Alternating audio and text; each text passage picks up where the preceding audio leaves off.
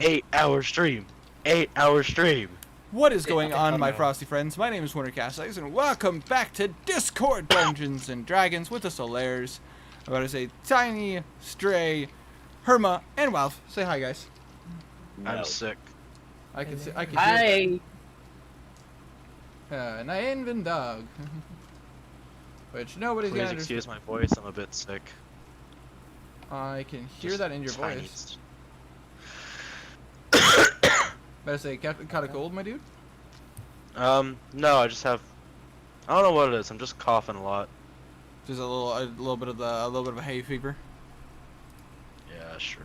I appreciate the person who tagged everybody, but I really just wanted to get the stream going. Cause they're No problem, man. Stray, you are amazing. Appreciate it. you are amazing. All right. So, I gotta say, just sorting out some stuff real fast, guys. Like, I got my papers and everything in order. Like, that's all fine. I just got sorting out my dice real fast because I got my skull dice and I got my rubber ducky dice. Rubber ducky dice. I do. They're actually dice with You're doing. Exactly. I actually got these dice off Etsy for like $5, and they're like. You're allowed to use real dice, and we can't. Yes, because I'm your dungeon master, and you guys aren't allowed to see Hold my on, rolls. wait. Let me make sure that we're.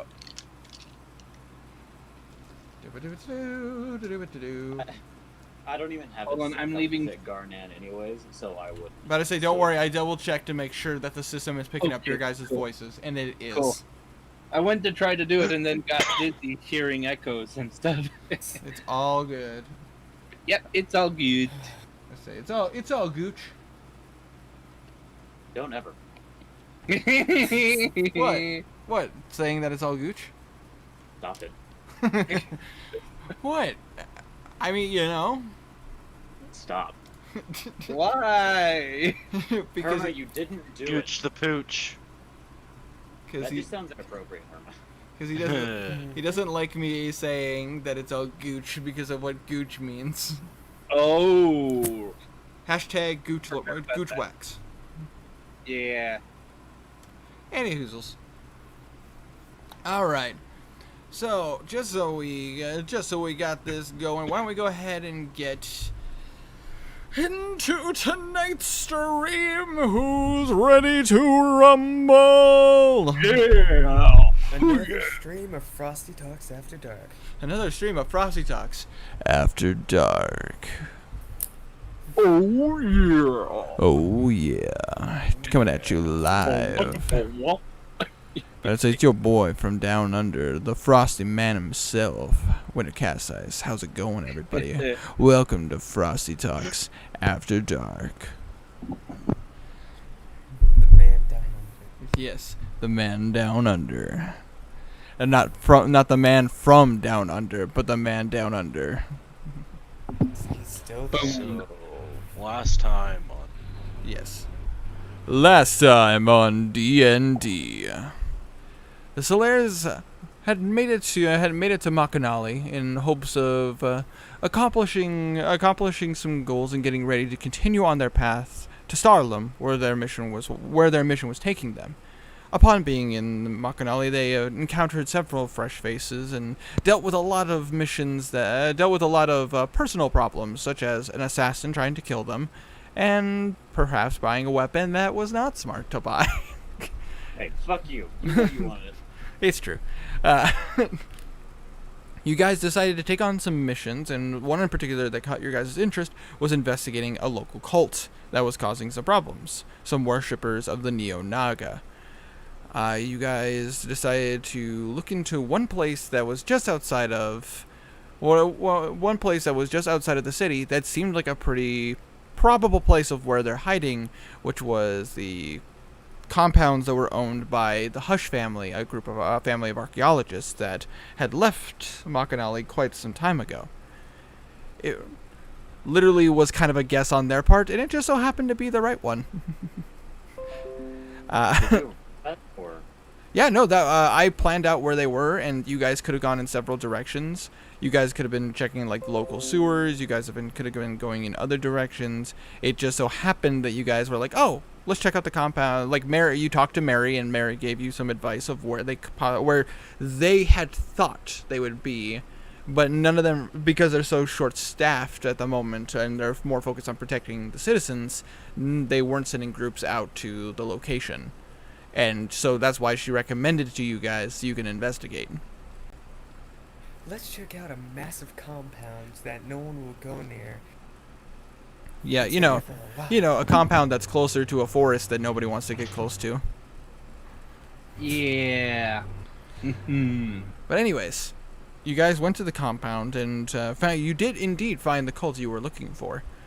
You got into some scraps and found some items and dealt with some stuff. One of you found a very powerful magical item that was stolen a long time ago. You're welcome. And unfortunately, one of your party members ended up getting possessed, and you ended up having to fight your barbarian friend Garnan into a bit of submission, where he ended up becoming, instead of killing the spirit, actually ended up befriending the spirit and became an ally to your barbarian friend, and gained some new abilities from him. You decided to continue on your quest and went into the main compound. And inside of this main compound, you not only found another familiar face, the assassin that tried to kill Blue and Kazir that night, We tried to kill. but also a Hydra that was essentially a pet of the Neo Naga. You got a battle ensued where you guys had to try to fight the Hydra and 4 other individuals who were attempting to kill you. You once again almost killing this assassin, only for the assassin to get away. But not before leaving. Not just to get away, she just disappears. She goes poof into the magic portal. So it's not like I didn't try. Maybe next time, love. Which, for any of you who don't know, for a little bit of a fun fact, her item allowed her to cast Dimension Door, which allowed her to go up to 500 feet in any direction. Oof. So there would have been no catching up to her. Is that Lana? Ooh, but because you might want that lead. Oh no, wait, he probably can't. I'm about to say she carries a from what you've seen, a magic dagger. Why did I think it was part of the dagger? But yeah. Anyways, She does carry a magic dagger. None of you can identify it because she's still holding it. yep. But a battle ensued, having to deal with the paladin and two wizards. And yeah. after taking care of the paladin, taking care of the other wizard, there was one wizard left, that was going after a personal item that was currently being studied by the Neo Naga, which Blue, and to quote his words, "I'm gonna grab it before she does." And I have it. She doesn't. Neener. to be professional, neener, nana boo boo. It's my favorite line to do, and I still say it to this day. Oh wow, what was that from? And It was a line. Bravo Yankee, bye bye. ha. Oh, it was from an old.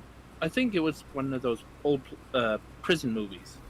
Sorry, never mind. To all my cat friends out there, Mike Echo Oscar Whiskey. I repeat, Mike Echo Oscar Whiskey. Meow. Exactly. But anyways, so Blue touches this cube, and it starts to boop boop boop boop boop boop boop boop boop boop boop boop boop, and as he attempted to throw it, but as he did, he was mesmerized by it, which was an effect that this cube has that I thought Blue could beat. It had a nice beeping. It had a very interesting beeping, which when it went off within, I'd say, if I remember correctly, it's supposed to be a 15-foot cube. No, 20-foot cube. Anybody within it would get teleported. If it was 20 foot, then Garnan would have gone too. No, I wouldn't have gotten to Garnan. Garnan wasn't 20 feet. Because this was against the back wall. Yes. You were still a distance away. You were at But I say you were at minimum 30 feet away. I think that it should be still visible on the map. But I say no because I teleported you guys, and also I know, Garnan. but- Also, Garnan moved back to where the party was because Garnan helped kill the. Oh yeah. Garnan went and helped kill the Hydra, and in fact he got the Yeah, finishing you And were blow. what did you 10 feet put away. in the desert limit? What? And- I went Guardian to was put 30 my dude in the desert, leave me alone. Any hoozles. So they teleported. So the cube expanded, and a bright light came out.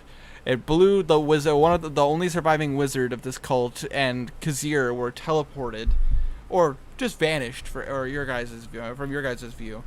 Garnan then rejoined the rest of the party, dealing with the Hydra that was still causing problems, and successfully beheading the Hydra permanently.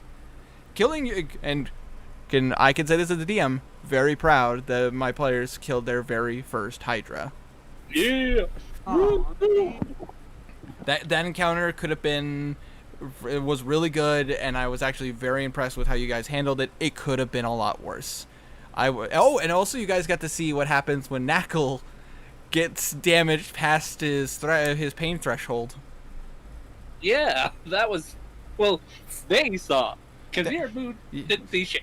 Yeah, Blue and Kazir did not see this, and also because Bimp was unconscious, she couldn't be witness it either of what happens when Knuckle goes below 0.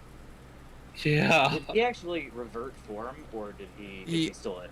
His defense protocol activated, in which the system that's inside of his brain, his brain, quote unquote, activated. It's a self-preservation mode that goes back to what his original design was. Which But did he?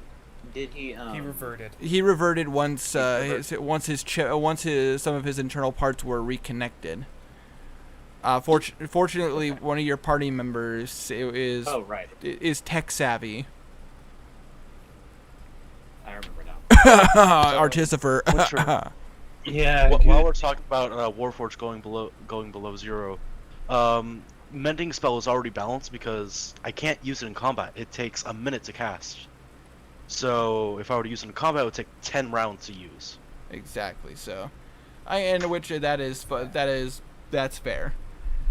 But anyways, so with that being said, you guys got to see what happens when Nako goes berserk, which I've had that since before session 1. Of course you have. Why wouldn't you?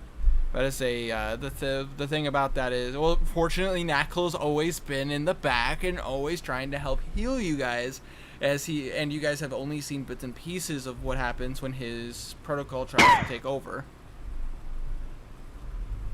Oh, why is Knuckles such a pacifist? Does he know about that? He is not necessarily aware, but he's aware that there's something there. Similar to how you would feel if you were starting to lose control. Particularly for Garnan, you would know when you go into a rage, you're still in control, but you kind of lose yourself a little bit. In his case, it's something similar. Like, he can feel there's something there, but he's always terrified of what that is because he knows what Warforges were made for, and for some odd reason, he doesn't want to talk about it. Interesting. I wonder why. Very interesting. In the meantime, after successfully killing the Hydra, everybody asked the question, where's Blue and Kazir? Speaking of them, the cube's bright light eventually fades, and they all wake up face first in the sands, in endless sand. Looking around, they see themselves inside of a desert. And with a little bit of a roll, and actually not even a roll, because Kazir would just know this, that they are in fact in the Exeter Desert, closer to Uskar in the southern tip of Atharia. At least that's where you guys are. Where you are in the Exeter Desert, you're not sure. You're just in the Exeter Desert. Yeah. But then Kazir and Blue had to deal with a cultist who was still trying to kill them. And Crazy cult lady. yeah, basically had to subdue her and just go like, okay, listen, lady, we're in a situation. You're either gonna help us or you're gonna die. Yep. And after that intense situation, it came to a mistake on my part, and we talked about this prior to the stream. Her comment saying that it is almost sunfall. It is not. It is the middle of the day. But what I meant to say was that she was referring that you guys need to get moving before nightfall. Otherwise, the desert is a lot more dangerous. And with that being said, let's get back into this. Starting with the party back in the compound. Don't forget I sent Bimp a message. Oh, right. You did send Bimp a message letting her know that where you guys were and what's going on. We're not dead. Yeah, you're not dead. That you can't do anything until tomorrow for sure. And that you're currently in the desert. So Yeah. we step back into the session where the party is at, standing next to a dead Hydra, and Bimp just receiving the message. And Abby's asleep, so I will be controlling Bimp tonight because she is sleeping with baby. Alright, so Garnan, Henrik, you guys are currently standing over the body of a dead Hydra. Knuckle is a little worse for wear, but he is in one piece. Henrik, I need you to roll a Arcana check. Okay.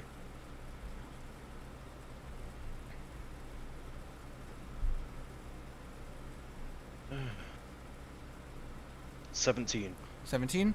After taking some time to look at Knuckle's hardware, after using the mending spell, you were able to take a look, and you were able to look into what damages were done and what repairs he's going to need.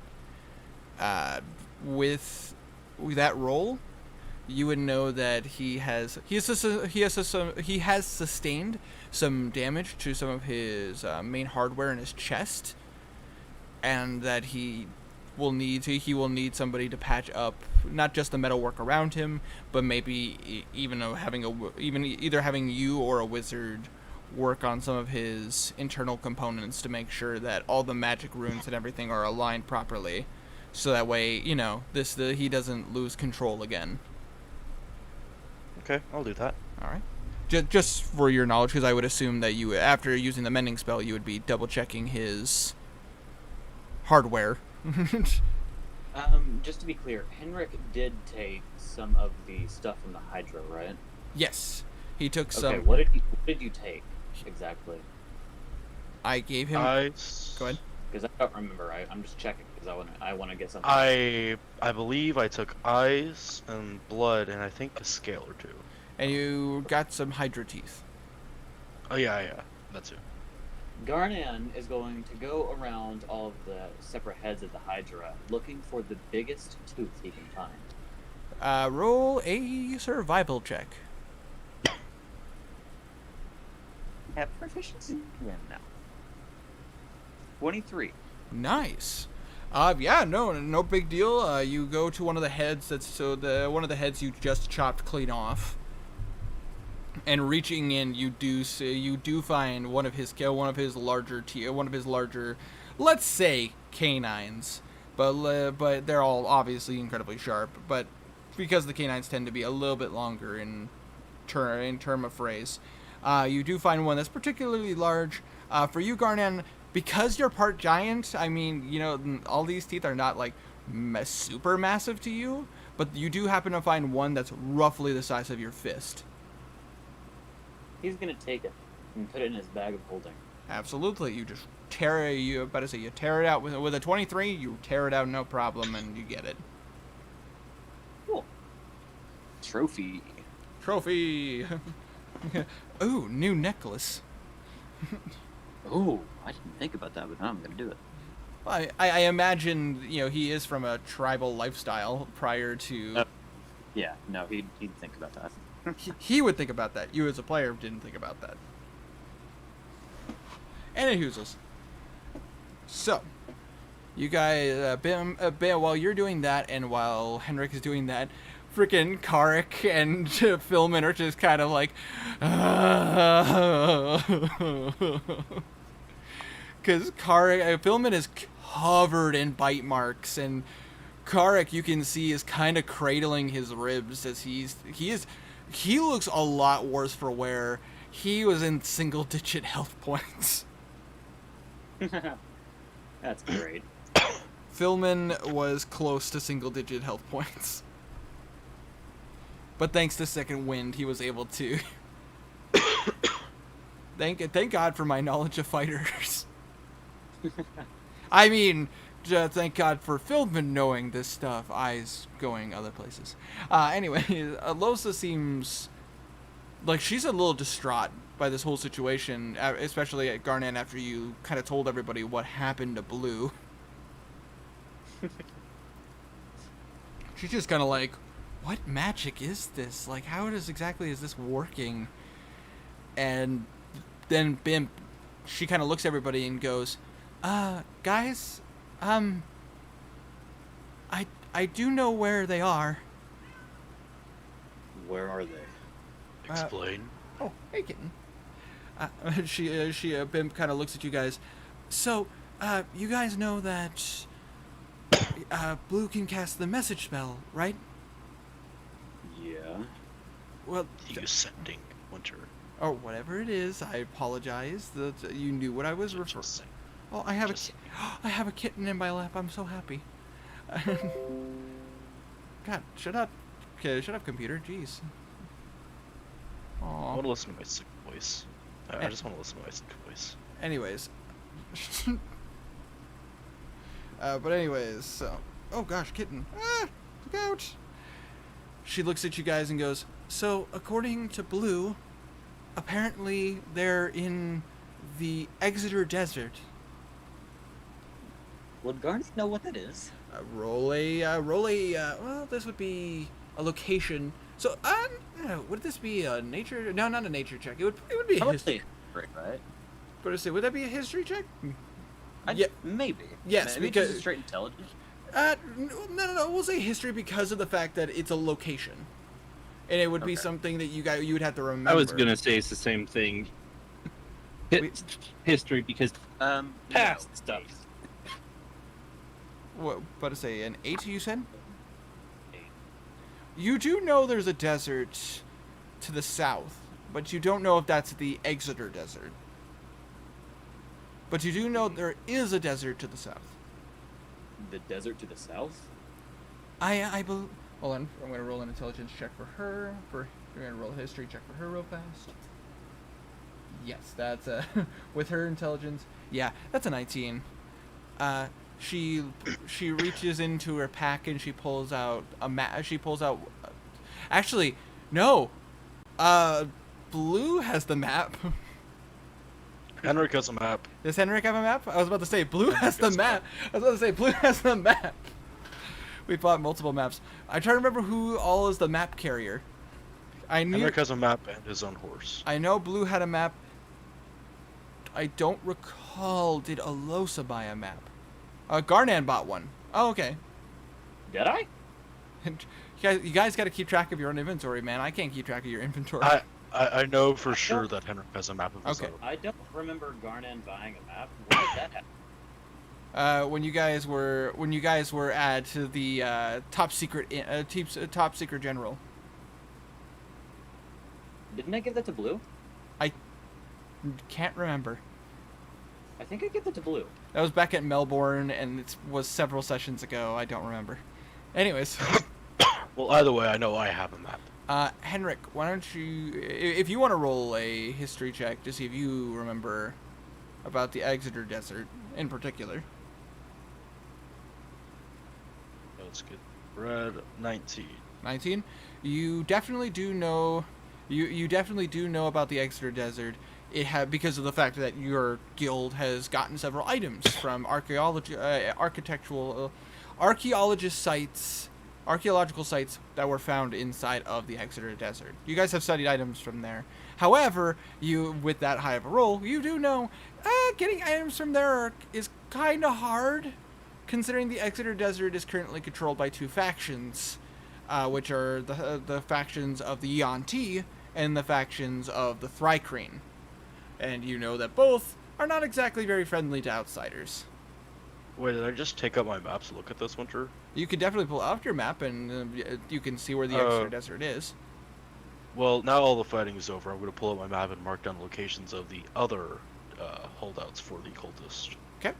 On the map. You take a note and you write it all down. You know. Better say. That being said, she says that and goes, unfortunately, there's nothing they can do right now. Apparently, they can't do anything till tomorrow. I don't know the specifics on that. And they it's probably a once-a-day use magic item. And they didn't die, right? Yes, No. according to them, that they're alive, and they also wanted to make sure that we were alive. Winter, now that we've narrowed down what the magic item is by, like, it only has one charge and it doesn't kill them outright, can I roll another Arcana check to see if I know this magic item? I would say you can roll to see if you would know. What kind of check would that be? That would be an Arcana check, because this is a magic item. 24. The issue here is that there are various items similar to what in description of what they're referring to, but there is a couple items that come to mind, and one in particular that you're familiar with, but they're experimental. It's called a transport cube. They're not exactly very well studied. There actually is a transport cube inside of the Starlum Artificer Guild that's currently being studied, and you would know that having been there when they were talking about receiving it. You weren't there when they received it, but you were there when they were talking about receiving it. Basically, with that high of a roll, I would say you would know that this cube is highly experimental. There's still a lot of unknowns to it. But potentially, this has the ability to teleport you to locations that the wielder, whoever is using the cube, has been to. But it's experimental. There's a lot of problems with it.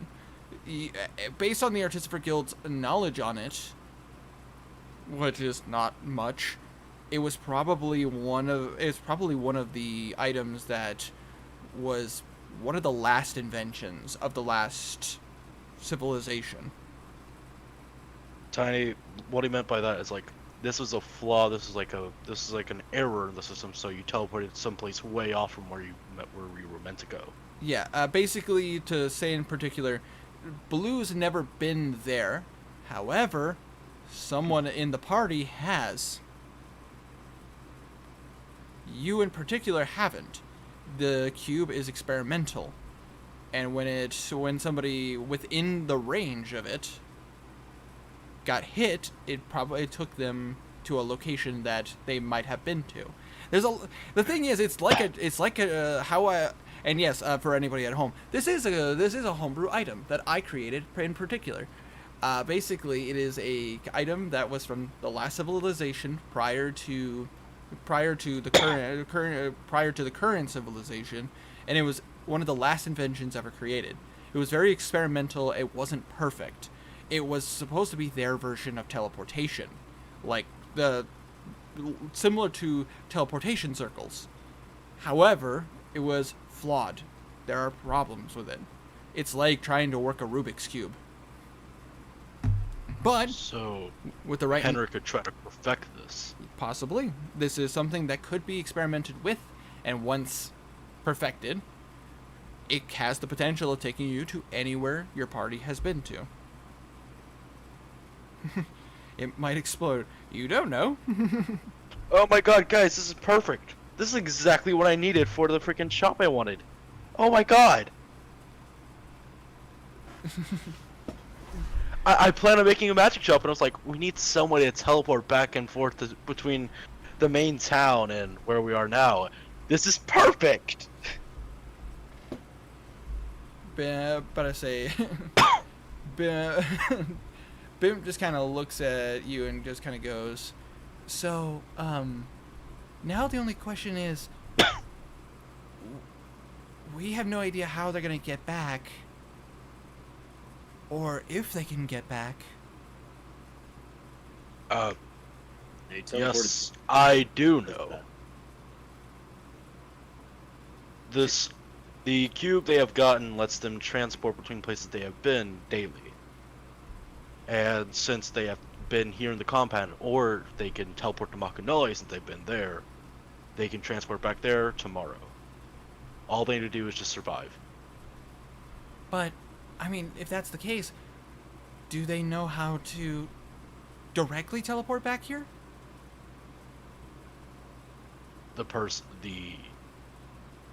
The other wizard, the one that we haven't killed yet, also transport. Wait, Winter? Yes. Yes. A thought occurs. Yes. Would the dead body of the other wizard be within that 20 cube range? I would say that technically, yeah. Hold on, let me think for a second. No. It would. It actually. It would. It would. I did the measurement. It would. So Yeah. so that body would have been transported as well. Aw, I wanted to lose. Oy. Darnan would have. We should have looted it. Oh, we could have Wait, did I loot it before we? No. I can't remember. Darnan would have. Dang it! I should have looted it. I will say you guys would know.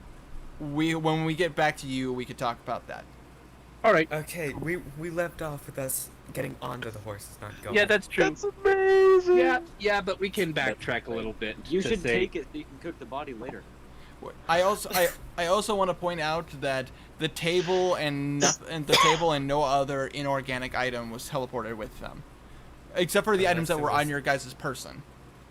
yeah. So was it no? No Terminator teleporter. Sorry. Dumb joke. Never mind. So Come even with the me stuff if you on want to bang. Even the stuff on the body. Okay, Bard. Thank you. Any hoozles. It's if I assume you take the time to explain to them what the item is. Yes. She kind of looks at. Actually, hold on. I'm gonna roll an intelligence check for her. Not bad. So For who? Yeah. For Oh, Alosa. for Bimp, for Alosa, I could roll. I'll roll for her real fast. I'm gonna see. Not bad. You know what, Carter? Roll an intelligence check. Alosa also has kind of a general idea as well, similar to her and Bimp are apparently on the same wavelength. But Bimp kind of looks at Henrik and goes, "But if what you're saying is true,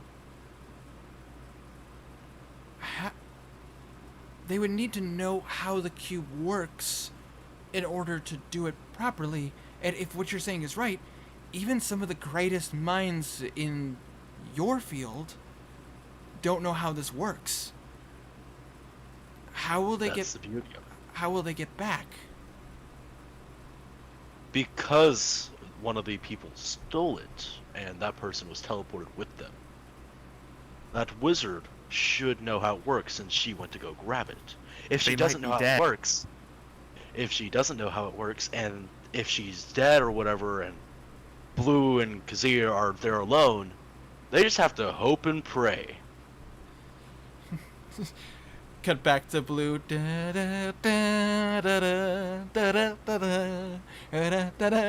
Actually, I suggest if anyone here knows how to cast a spending cell, you cast sending to Blue or Kazir and tell them how the magic item works.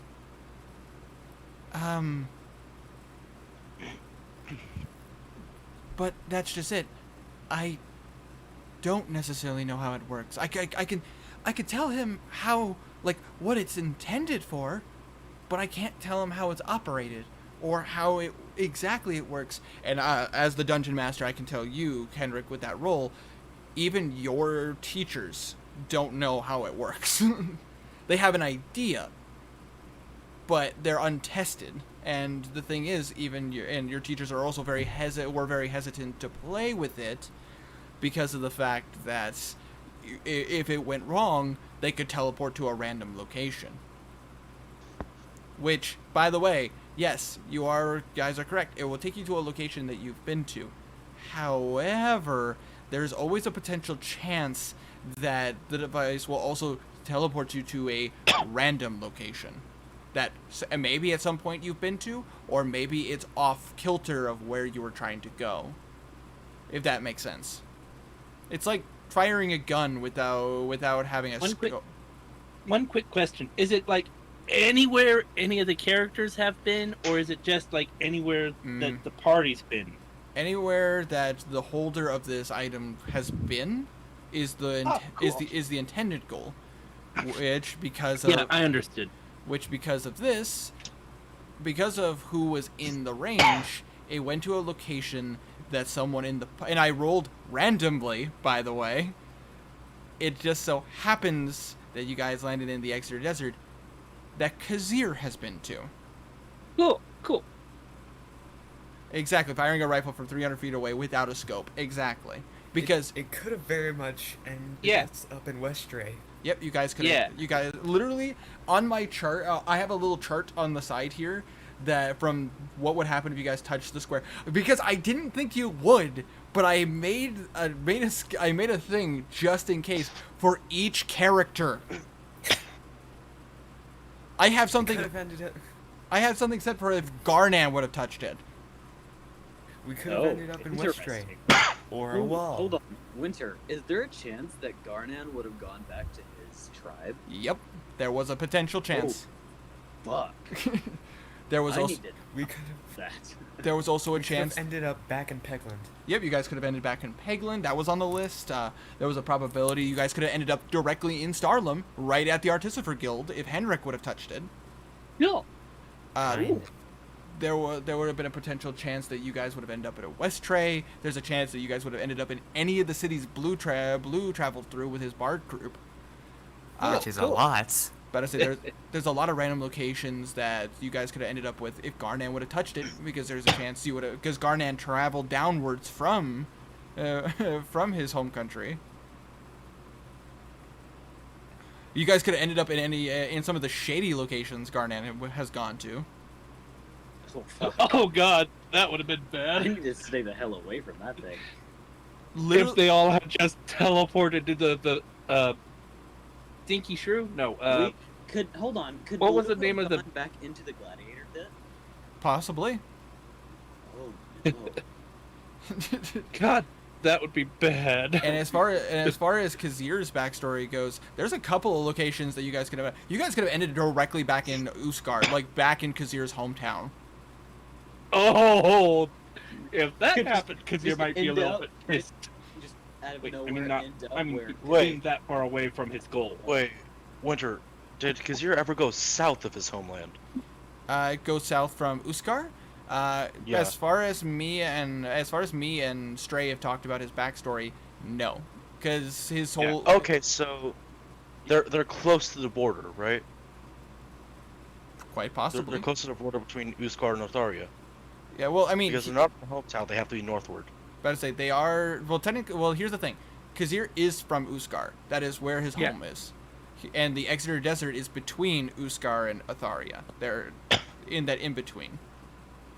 And I had it set on the side of locations that you could teleport to depending on who touched it and who's in the range. Because of the fact that Kazir was in the range. Well, first of all, I rolled to see who's one that it would go to. It just so happened it ended up as Kazir. And then I rolled percentile dice to determine which location. And the thing is, you know what would have been even funnier? Is what would have happened if it would have chose the wizards backstory, Oh God. because that was also a potential possibility, That's what I was thinking of. and that could have That would have been scary. you guys could have ended up directly at another cultist compound. Ooh. Oh no. Thank the nice Lord we didn't end up there. Clear and Blue would be slaved. You could have ended up in her hometown. You guys could have ended up. You guys could have ended up right back into Blue's room of his original home from his parents. That was on the list. That wouldn't have been okay. That would have been a very bloody reunion. That would have been Yeah. a very.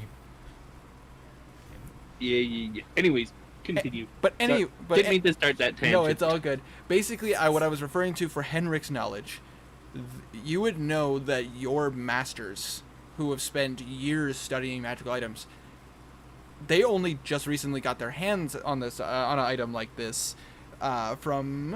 Hold on one second. I have my map right here.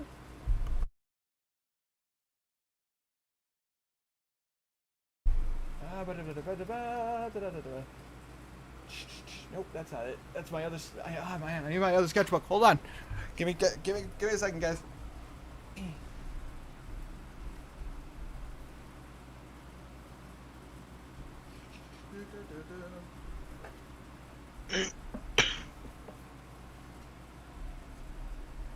Got it.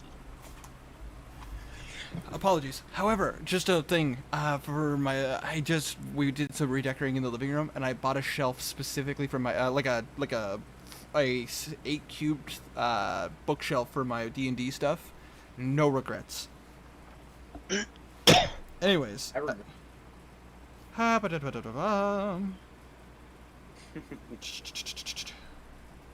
right. I like it. Word, it's fun. Yes, I do have your guys' exact location, but you would know that the cube, because of how high you rolled, you would know that the cube was originally found in Tamworth, which, for Henrik, you don't even need to roll for this because you would know this. Tamworth is a archaeological archaeological city. It's literally a city that was dug up from the ground. It's literally the city itself is the ruins of a former city. And Blue would also know this location because his caravan traveled through it. I was there. Yep. Imagine how amazing it would be to say, "Yo, I live in the ruins of a city." And for anybody, I assume that if So Markarth? I was about to say anybody who knows me knows where I got the idea for that city. However, there is you would know, Henrik, that they're still excavating it. Like there are actually 4 different paths to 4 different ruins still underneath the Tamworth, and based on what your masters have studied and everything, they are for 4 different civilizations. It's a clusterfuck, and nobody knows how and why. But it's also incredibly dangerous. Only the bravest adventurers have ever gone down into Tamworth's ruins to begin with. And some of them have come back with massive treasures, this cube being one of the most recent discoveries. But others, including some of the greatest minds, have lost their mind in only one of these ruins. The other 3 are still untouched and still have yet to be studied. I created the lore for that, and I was so excited to do that because I just got to write. You got to nerd out. Yes, I did, and I had so much fun because I basically tied a lot of that stuff with D&D lore, and oh my god, it was so much fun. I wasn't listening. What'd you say? I said words. Oh, okay, Just cool. rewatch Stream Wealth. Jeez. I'll probably have to. I basically just nerded out saying that Tamworth was an archaeological city. Well, I mean, it's an archaeological city, but it's a... that's the right phrase. I apologize. And that there are ruins underneath it of 4 different civilizations that the people, the greatest minds of this country, are still trying to figure out how and why, and that it is a master clusterfuck of 4 different cultures, and that only one of these ruins has only been studied, and most people that went down there have lost their minds trying to get items from down there. Oh, pardon me. Okay. I didn't realize it. It was like such an amazing. But however, you did find magical items that were very, very interesting, and the most recent discovery being this cube. Theoretically, we could go to Tamworth ourselves, right? Absolutely, this is D&D, motherfucker. You can go anywhere you want. I'm asking you as our dungeon master. Do you have that prepared yet, though? Yes, I do. Okay. I spent a lot of time creating those locations and everything that's down there. I don't think we'll have an actual reason to go there for a while, unless that's just something Henrik wants to do. Definitely not yet. And it would be kind of silly to go there with a diminished party.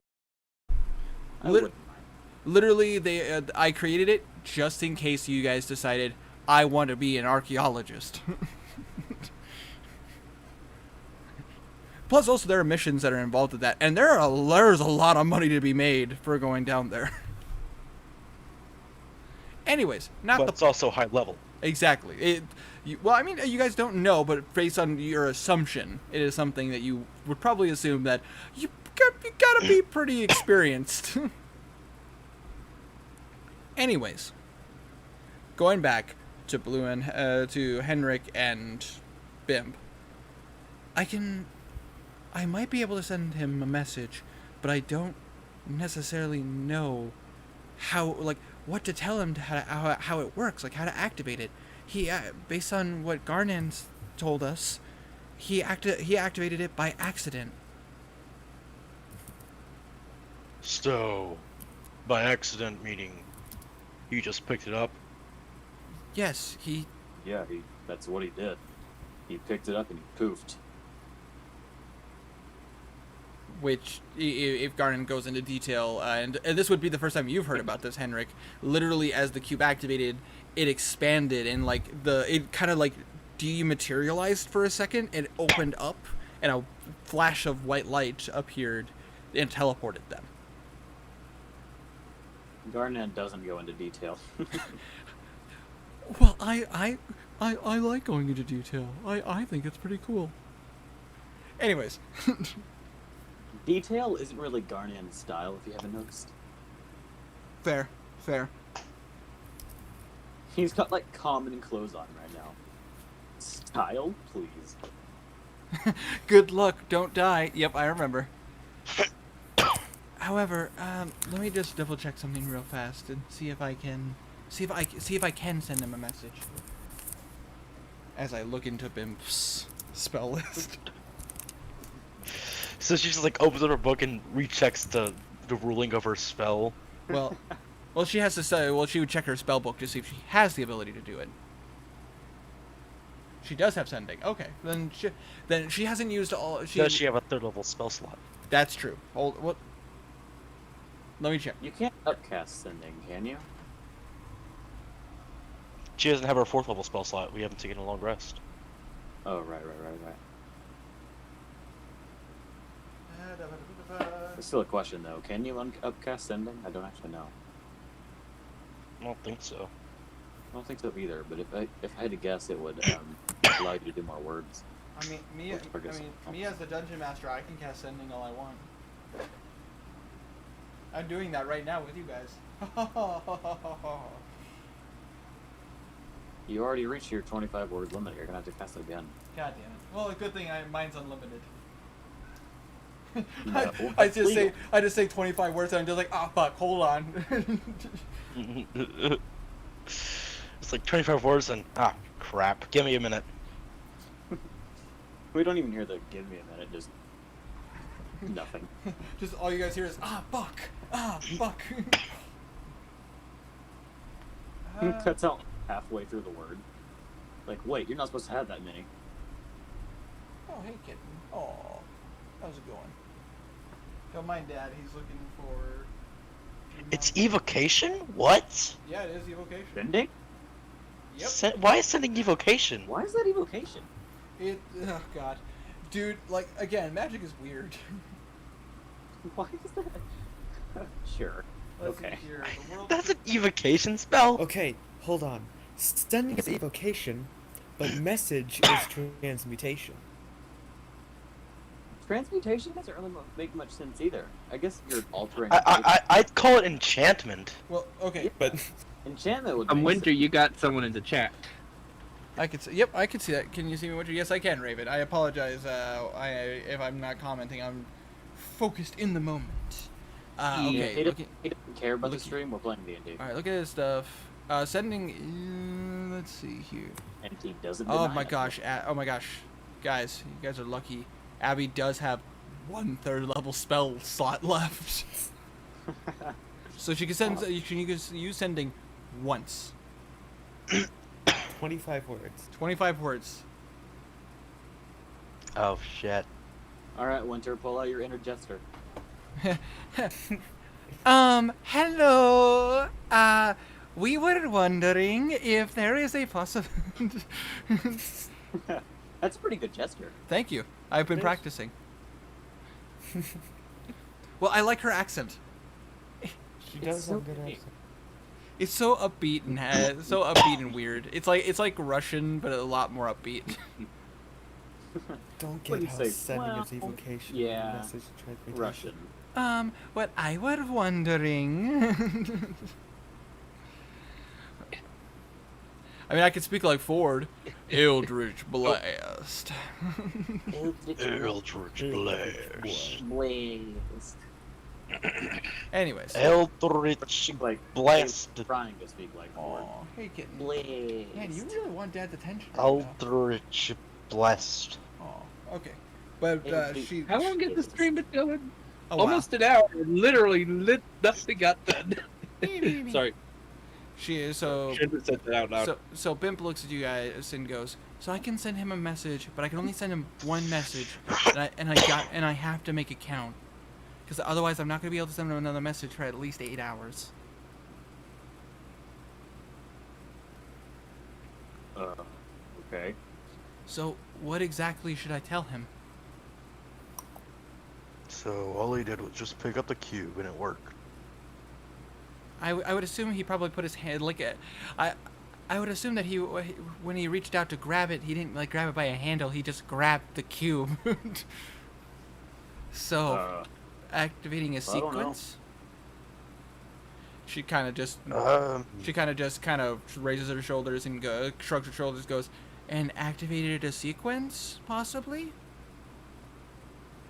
Could Henrik confer if this would have its own operation to start it up, or Literally, like a button press? literally, it was still so experimental. You actually have no idea. To your knowledge, it functions similar to how a Rubik's cube works, and basically the teleportation right now is still random. Like there is Kind of like the magic ball, just a cube. Yeah, it's like the Magic 8 Ball, but a cube. Basically, there is a way to work it, and there is a way to do it, but it's still highly experimental. Well, you just tell him to hold on real tight to the cube and think real hard about the place he wants to go to. All right. You watch as she pulls out. She lifts her hand, and makes she basically mutters some arcane words and creates kind of like a sound wave, like a sound wave in front of her, and then she speaks. Okay, 25 words, so I got to be careful about this. Blue, Don't screw it up, Winter. according to Henrik, the item you have can teleport you to any place you've been.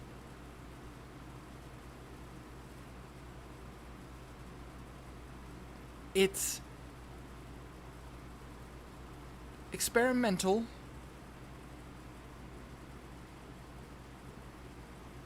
not super accurate. Use with caution. Please. That's your message. That's 25. That's 25 exact.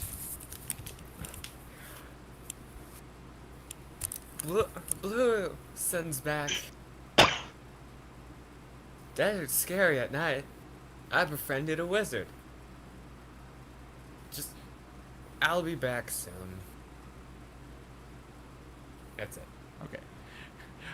What a waste. I was hoping that right after Blue would go doot doot doot doot doot doot doot doot. Just hear some music playing through it. Critical. Oh, wait. I used the rest of it to just start. I wouldn't. Yeah. Would that work? To just send music over? It's a Message or sending sending. isn't part of the witch thing, is it? I'd have to. Hold on. I have a packet. Hold on. Because if it is, I want to be able to accidentally butt dial someone. Is that what I don't know if you can actually butt dial, but let me take a look. I have. you can't either, but if you can, I'm going to. I used the rest of my words to say, keep my money safe. Don't die. Here we go. Let's see here. Third level spells. Third level spells.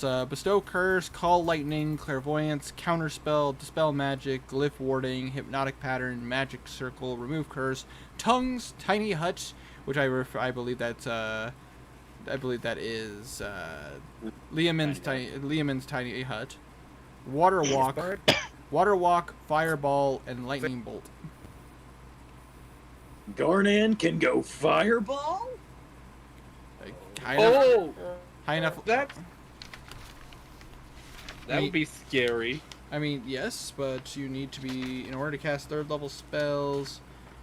You need to have 9 levels in You gotta have 5 levels in which to get to second level spells, and to get to third level you need to be 9th level. But you do get access to all those spells I just listed off. Fucking half-casters. Jesus. Yeah, yeah, Shit. it hurts. But at the same time, witches also give you different abilities with your spirit, with your how much you invest into your spirit, with your familiar, your ability whether you're a white witch or a dark witch. Like but it gives you a lot of variety, and not to mention, I experimented with a few things with this spirit. Mr. Jacko? What's up? No. Mr. Jacko? Jacko the Green? Yeah. But I say Jacko the Green, it's a lot of nature stuff, and it is pretty cool. For the with him? Or did you experiment with mine? well, yours is completely homebrew, and I created everything for it.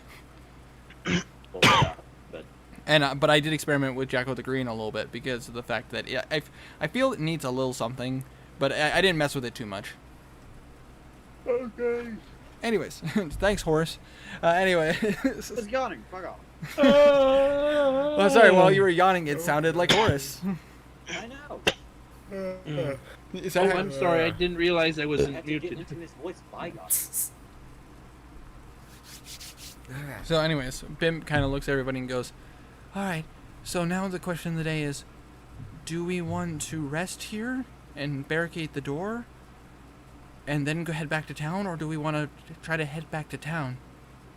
Isn't there still one more? We have one more Yeah. compound. There is, but there's also no guarantee that the compound still has people in it. We could still find something useful, maybe. Maybe some more information.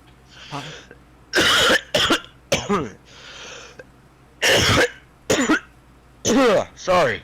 Sorry about that, Henrik. Do you need a lozenge? You need a I lawyer. made a.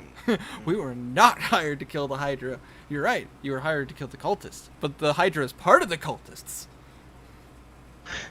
Put a rope on the Hydra. Do it. Someone, hurry.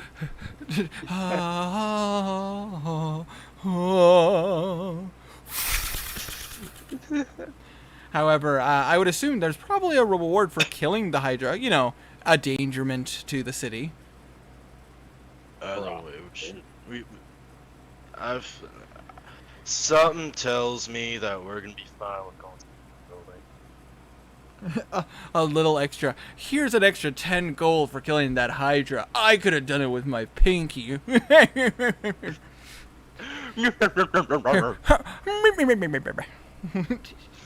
Look at me, I'm Regis. Look at me, fat. Listen, I was in the middle of doing nothing, and I'd like to get back to I'm that. Reginald, the knight that died in the first city. Look at me. Pretentious Shut up. laughter. Anyways, so should we go investigate? Okay, well, should we go investigate the other compound? I think so, Cox. Cox bolt. Yes. yeah. Fox sword.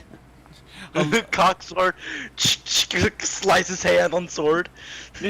I just grabs a whetstone from his asshole. Just grabs a whetstone. Shh. Alosa kind of speaks up and goes,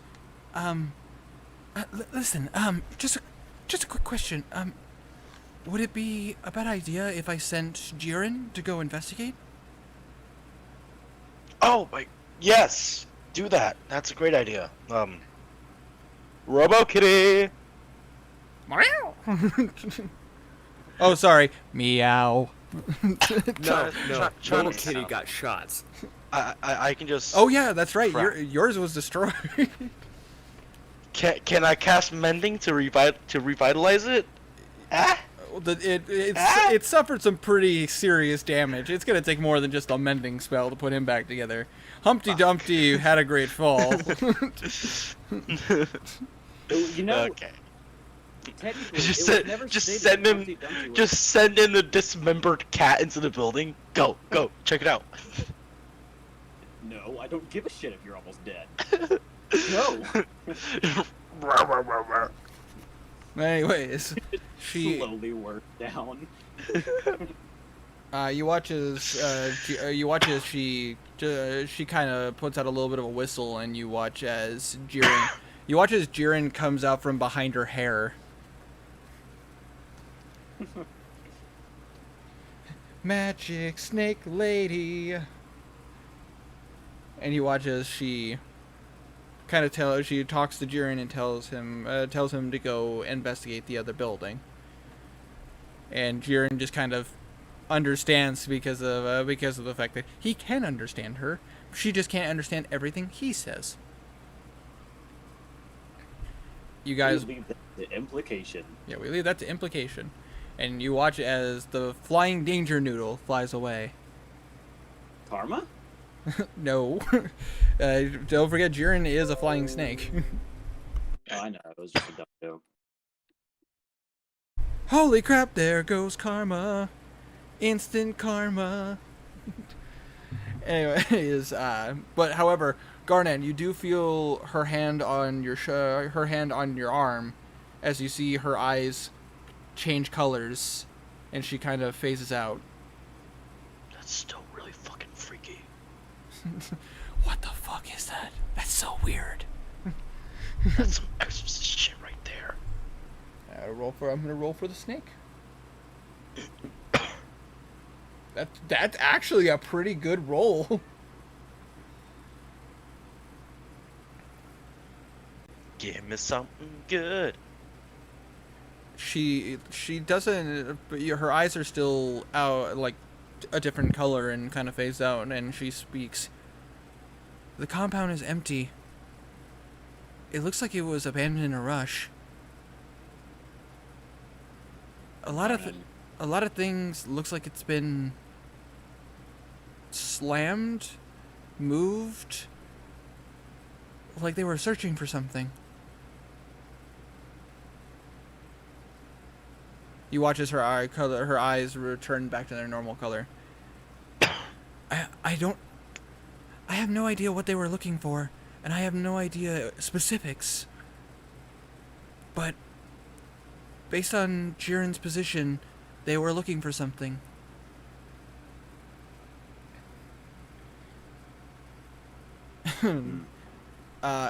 However, from that moment, you hear a pretty loud explosion from outside. Fuck. And now we're gonna cut to Kazir and Blue. Oh, you shithead.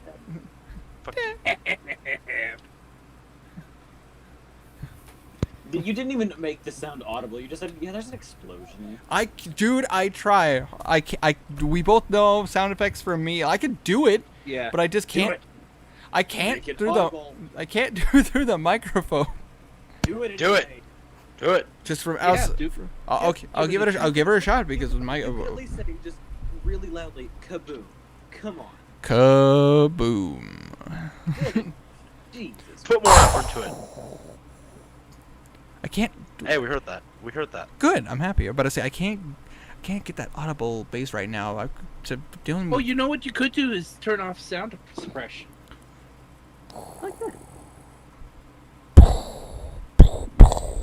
Didn't work. All we heard is. It sounded like a jammed gun.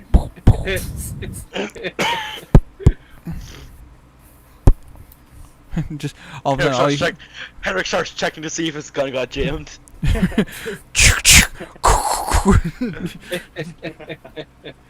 Meanwhile, at the Hall of Justice. Shoots him in the fucking face. So Kazir Blue. Yep. So you guys, before you guys get on the horse, you do see that the dead body of the other wizard is currently there with you. I go over to the body and look through its pockets, keeping an eye on wizard. So Yeah, Kazir's watching the girl. you do see that the girl does follow behind you, Blue. Still. And you reach. But to say for starters, she is wearing a mask.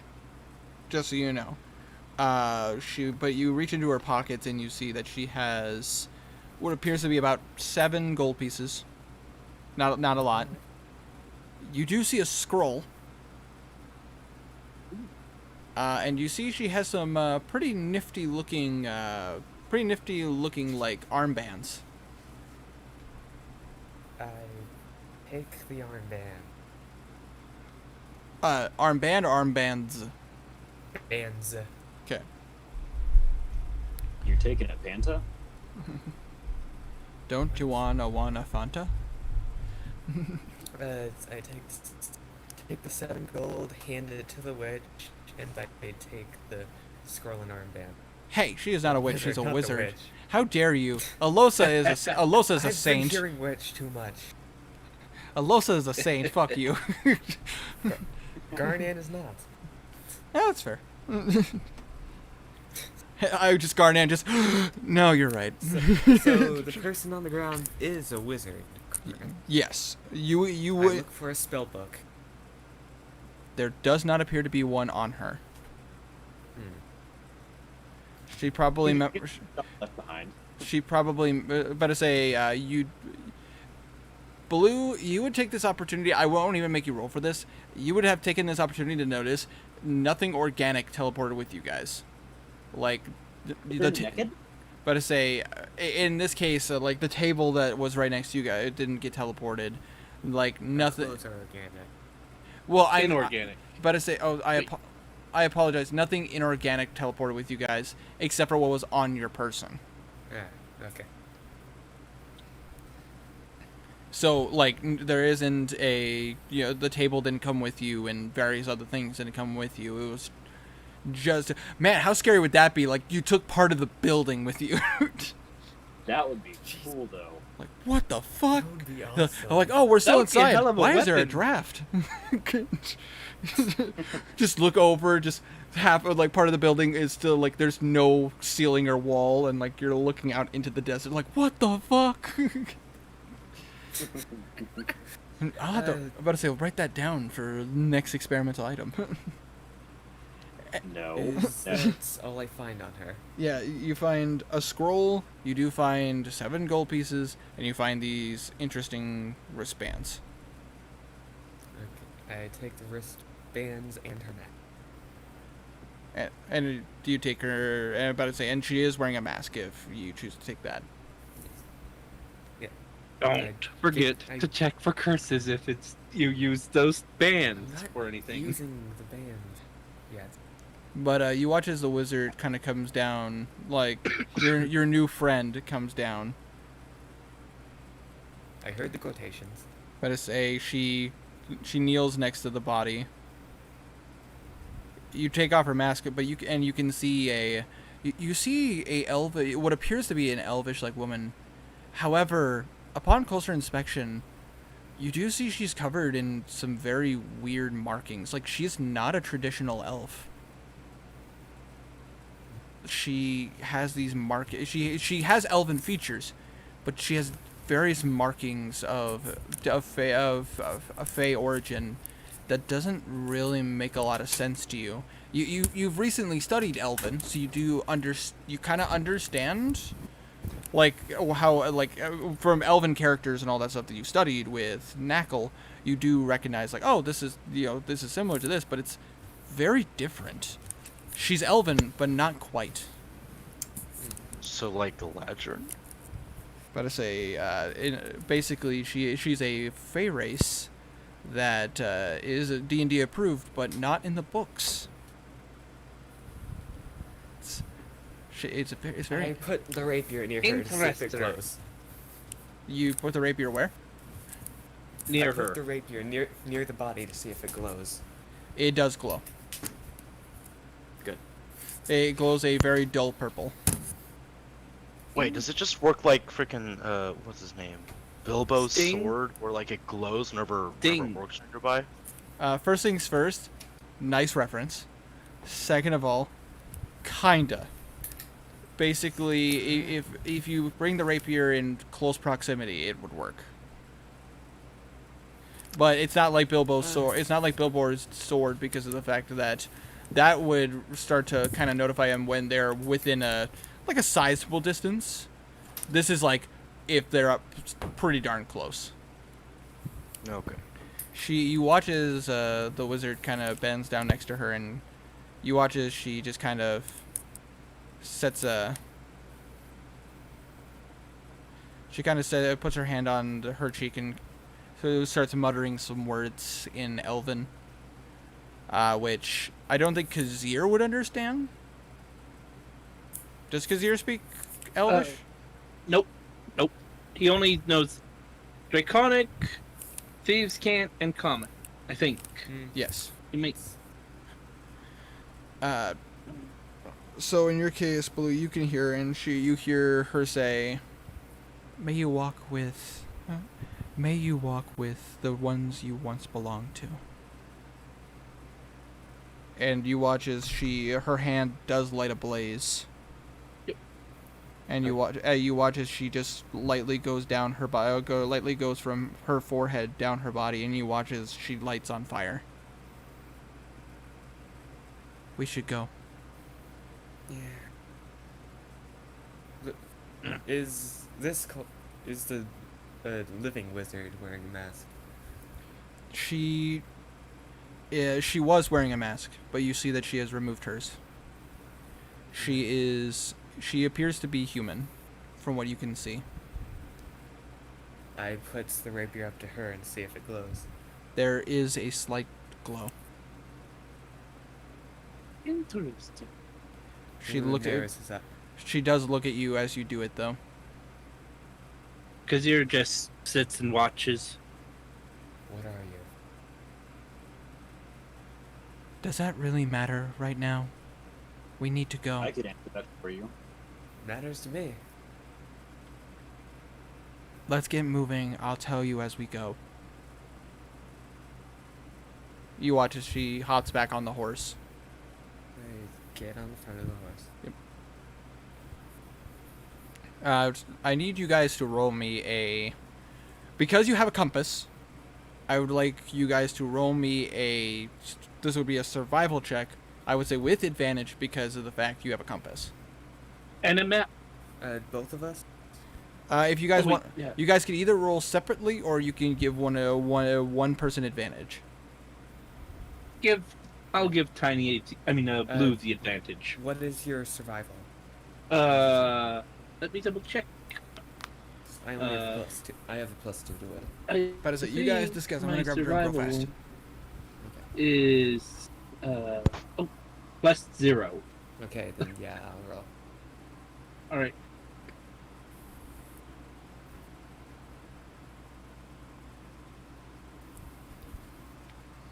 Winter gets back to do this. Yeah. By the way, apologies if you guys hear any sounds in the background. I do have an AC. I have my AC running because. I don't hear anything. Oh, that's good. Thank God. I was so worried that my microphone wouldn't block that out, but it does. I'm so happy. Well, it's like 80. It's 80 plus with humidity. Jesus. So it's like. I got a 19. Or, no, not 19. 15. 15. All right. So you guys start heading. North. Is that? Well, actually, I should ask you. Are you trying to head north, south, east, or west? Heading north, knowing that's the direction. Sorry. Okay. So you start heading that way, and she starts talking to you. I actually have to pull up my notes for this particular detail, because this is something that I need. This is something I found, and then I looked it up, and I was like, holy shit, this is a race. That's awesome. Well, at first I thought it was an affliction. But then doing research, like, no, it's actually a race, and then it's kind of similar to how hex bloods work. Ah. Interesting. Now I know I do a +10 damage. Now I know that if I need to kill her... It'll be easier. Well, I just now have a rapier that can detect where phase are. Very valuable. Here it is.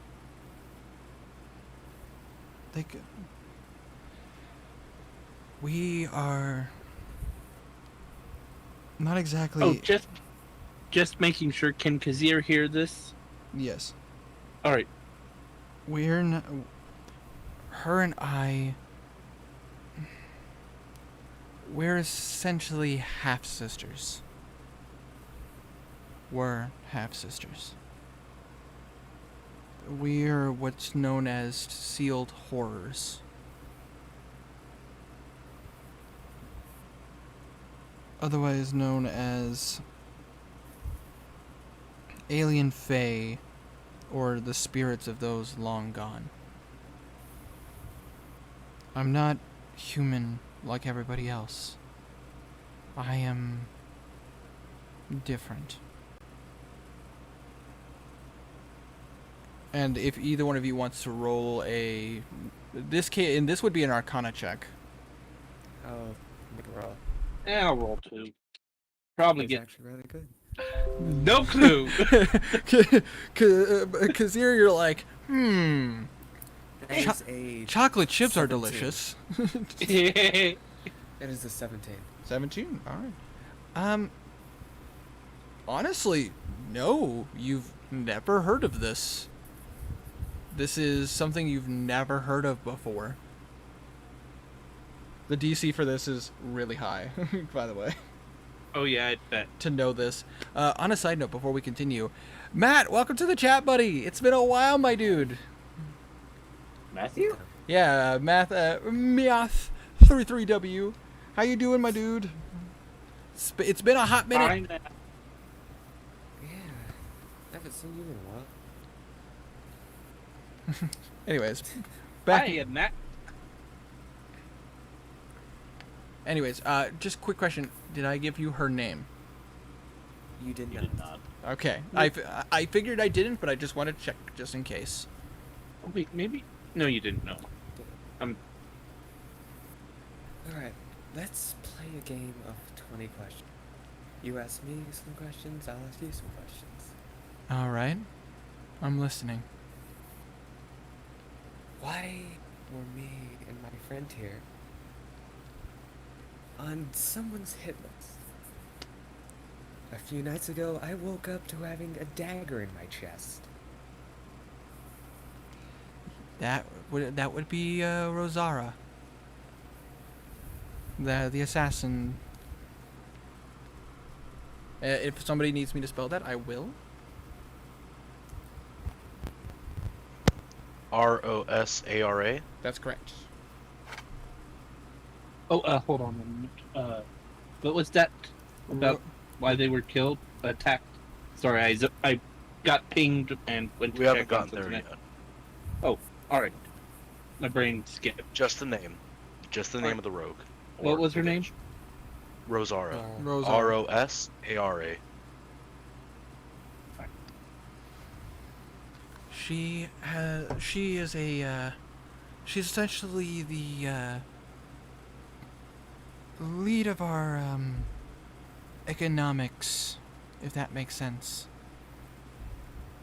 She picks up contracts to fund our operations, and she's technically a mercenary that works for our organization. We hired her for her skills, and she accomplishes great things. I DM'd you a funny, Mr. Winter. You DM'd me a funny? I will take a look at that in a bit. That just brings up more questions. Don't look at it on stream. And considering the fact of who you really are,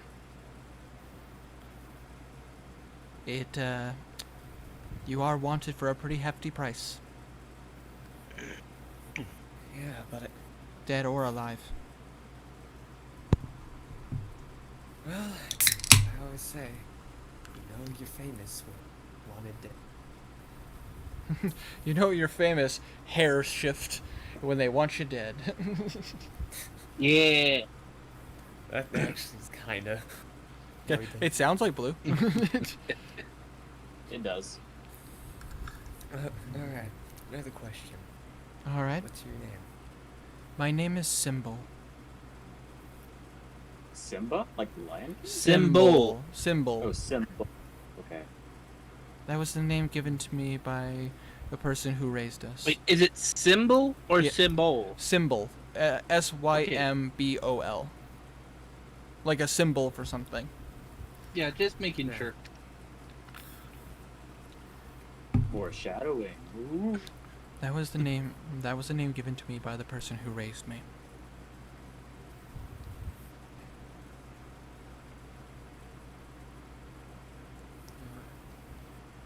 All right. My question for you: why didn't you kill me? I could have betrayed you. I could betray you at any time. Why take the risk? Because I am not one for needless kill. I wasn't after you in particular. I'm after that rogue. Fair. Blue, because you are this close, you to her, you actually can see, especially now that she's not wearing a mask, you see similar markings on her body, on her face, but on her neck. Now that you're this close, you see a lot of these markings going down the front side of her neck. They're like rotating black lines. Like it basically, if somebody took if you went on a what would be a good example, like Microsoft Paint or something, and you took and bolden lines, and then started just kind of mismashing and creating circles and stuff going down her neck. It's very intricate. It's very good looking actually, but it's very intricate and kind of weird. But because you were that close, you can notice this. Okay. My next question. Go ahead. And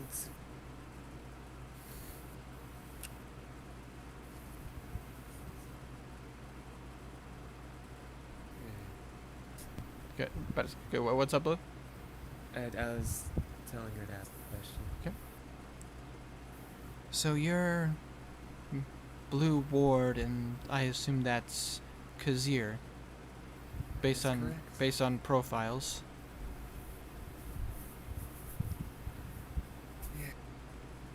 What did you do to get wanted by the Empire? Blue.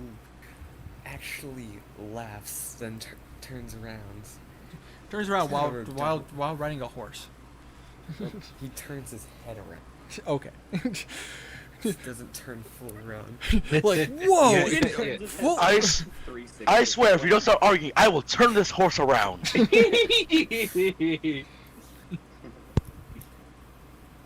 We didn't do anything that I to be wanted by. We were simply protecting ourselves in Melbourne. They sent demons that way. We slaughtered them. Blue reaches into a bag of holding and pulls back a ether cap. She kind of Fang. she kind of looks at the fang. That's not demonic. That's an etcher cap. I know, but I couldn't really get anything demonic because it all melted. She nods. That checks out. That is how what happens to creatures from the abyss. So you do see she shakes her head at mentioning the abyss.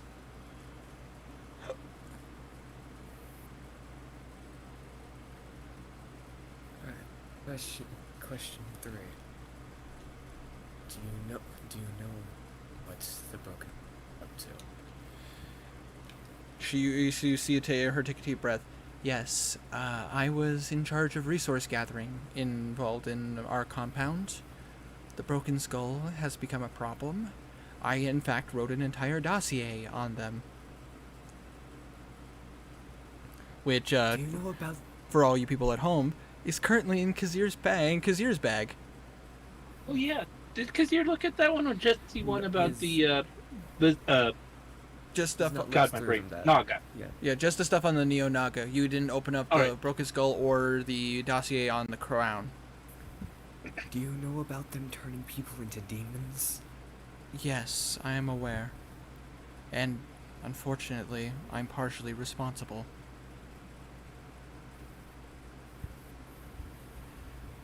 She kind of she kind of looks at you pretty dead-eyed. You probably based on what I've told you about me, you'd probably know that I'm not my race isn't exactly a natural one. My caretaker was someone who affiliated with this broken skull.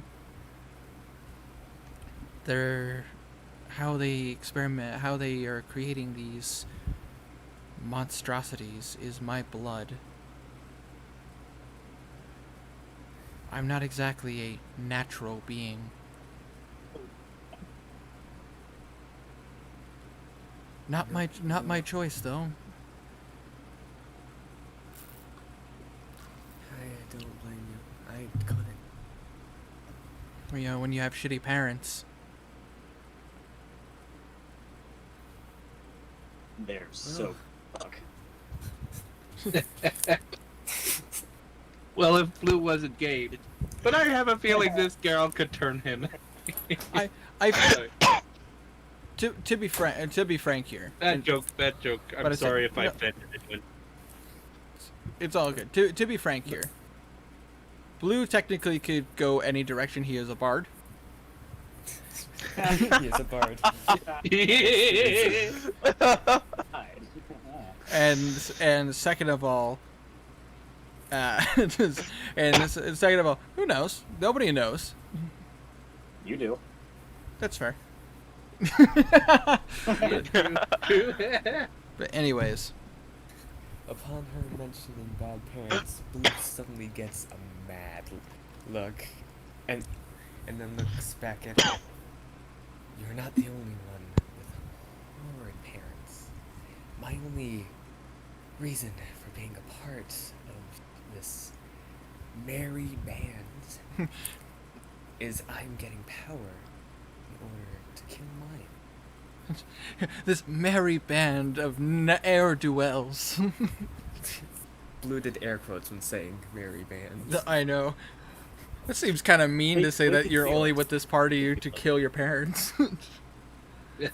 Blue Blue used to be such a happy person. What happened? Used to. That's some real Scolvin shit right there. Blue said this loud enough for Kazir to hear.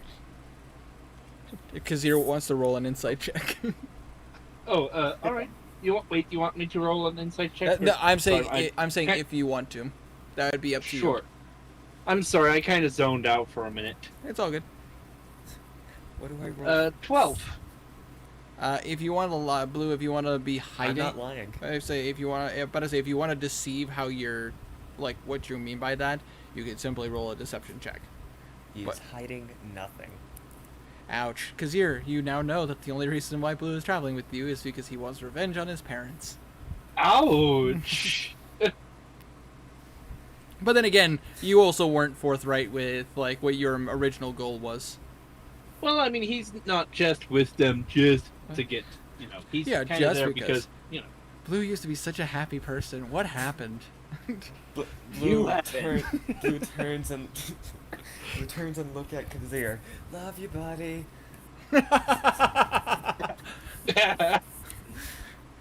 Oh man.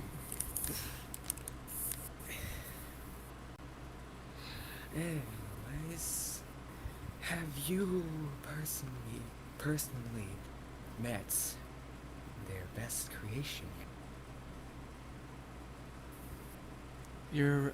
I assume you're referring to their what's the term for them? Their avatars. No. Wait. From what I've heard, they were calling it their abyssal child.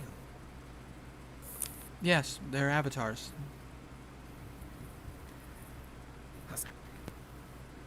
But Blue, That doesn't sound good. Blue, roll a religion check. Okay. 11. That's not. You roboted out 15. 15. What? I heard. Okay, I Wait, heard no, I said plus 5. I got a 16. 16. All right. Blue, you do know what an avatar is. It's not something well known, but it is something that if you studied religion, No, can I roll too? yeah, absolutely. Because that way I know if Kazir will know. all right, go ahead. Just because. 10. And I'm pretty sure. Let me double check my step, which I should have had pulled up right before I said. It would be a Religion plus step. one. +1, yeah. 11. So 11. You would Yeah. know basically what an avatar is. It's not something that's like super studied in religion because obviously they're more focused on the gods. But if for any main, Yeah, but basically they control the 4 elements. yes, they're the last airbenders. Avatar's Oh, the last airbender. that's In so. fact, they're called genasi. Ouch. They're good. Anyways, you do know what an avatar of a god is. Essentially, an avatar of a god is an extension of the god's hand, on the mortal plane. There are examples of these in some of the main gods, as they are like beings that end up warning mortals or telling the champions of the gods like how to do this and that, and they come to them in these entities.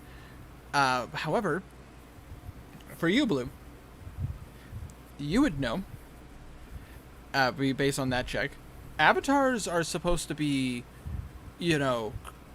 essentially hosts or extensions of the god's powers. There are no gods of the abyss. These are all just demonic. These are all just demonic beings. Basically, the best way to explain it is they're similar to the Daedric princes in the Elder Scrolls, than like the gods, like the 9. If that makes sense. The abyss doesn't have a god. They Okay, well, Winter, you gotta think that the divines are also called Aedra, so... Yes, but you get what I mean, though. Basically speaking, the Aedra, quote unquote, they are essentially sentient beings with no beginning and no end. Whereas the Daedric So princes, is the Daedra, though. yeah, but you get what the I only mean. reason they're called Daedra is because they refuse to help create the mortal realm. Wow, I'll shut up now. thank you. I respect that, and I am also a huge Elder Scrolls nerd. But and if you would have given me some time, I would have gone into that. But what I'm referring to is there's a reason why they're not known as like, oh, dark gods or anything like that. Is because they're not necessarily evil, and they're not necessarily known as sentient beings. Like they are beings of endless power, but not sentient, essentially. But you would know, but Blue, based on that religion check, obviously you don't know like all the intricacies of how all that works and like what would happen and all that stuff. But you do know that they they shouldn't have the power to do that. And why the fuck is she referring to these beings being avatars of these abyssal lords?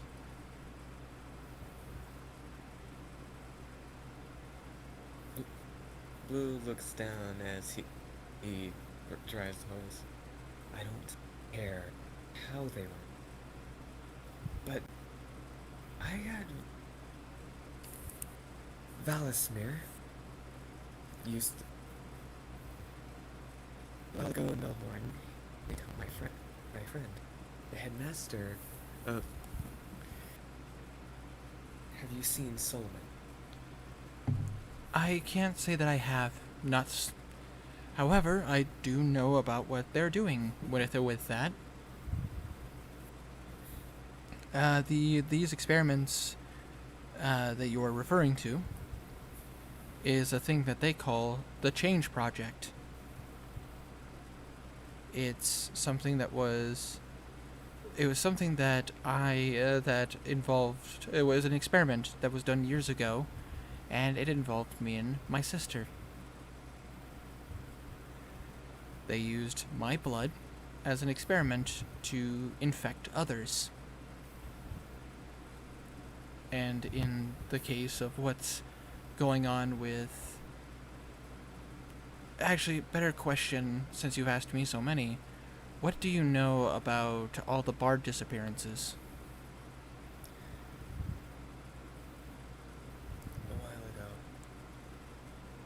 Times now. I have been given visions, one from a babao, and one last night. I was visited in a dream by Solomon himself. With the babao, I was shown visions of bards being tied up, their instruments being broken, and them turning pale with black eye. Then I saw Solomon. He was pale with black eyes, but they called him the... From what I know, Valismir is at the head of this. Blue sighs, reaches into his coat and pulls out the book. I've been Solomon's spell book.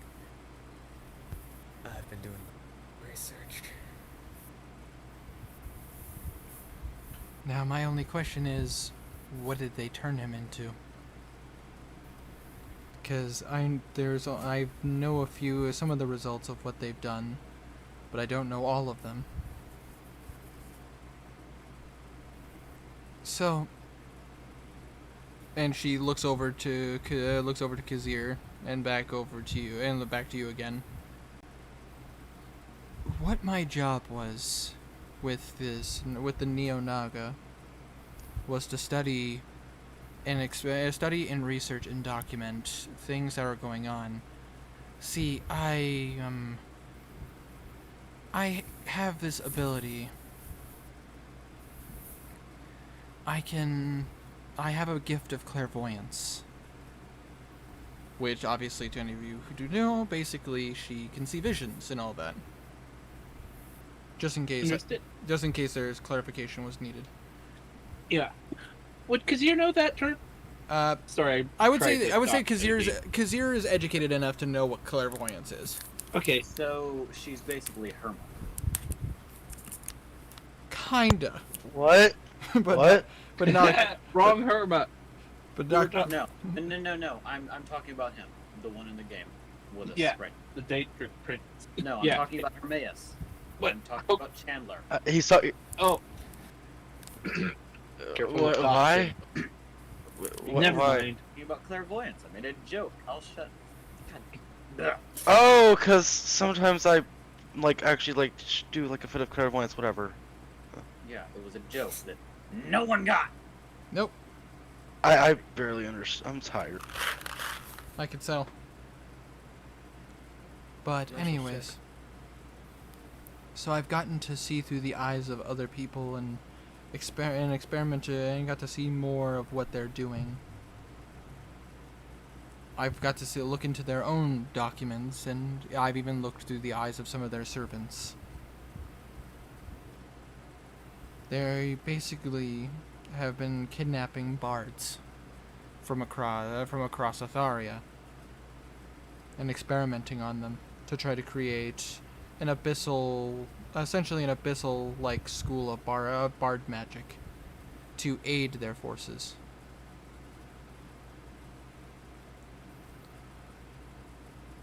Unfortunately, I don't know everything, but they've basically named they only know our names of the abilities of these different schools of bard magic. If you want to know. To know. And then she goes on to talk to you about how she knows 3 different schools of bard magic that are currently being experimented on with these abyssal creatures. And that is the College of Antithesis, which is basically the ability to... Hold on one second. It basically is a college that masters the power of fear. Ooh. There's a College of Blood, where literally in the deepest depths of the Twisted Lands, if you have welcomed this dark art into the bard magic. And then the College of the Banshee,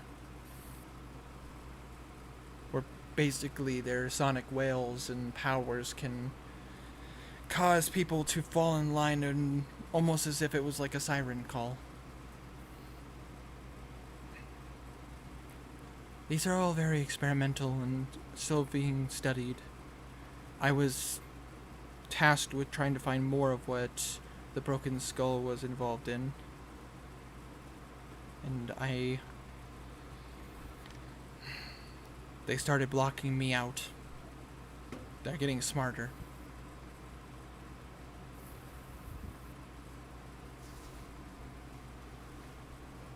Is college some enter your dream and pull you into darkness? Good.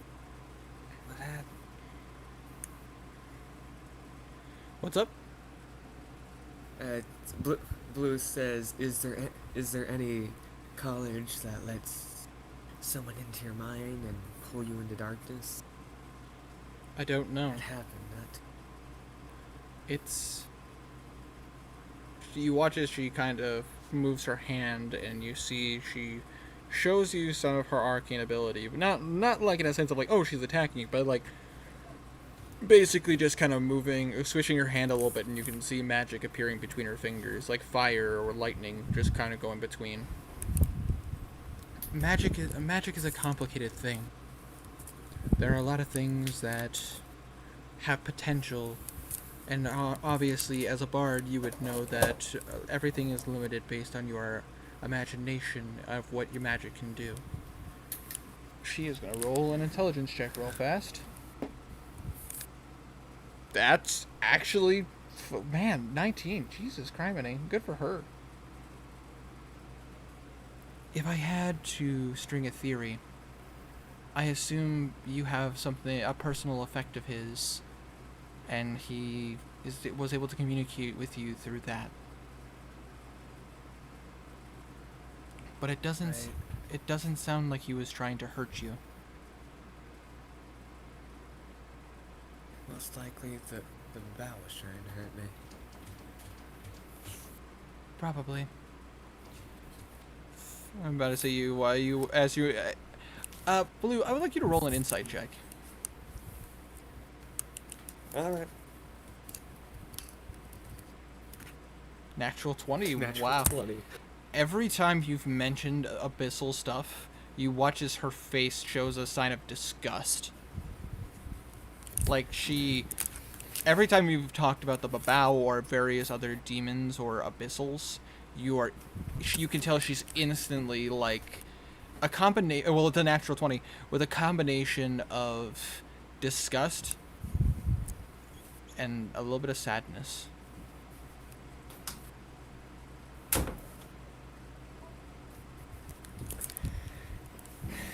Alright.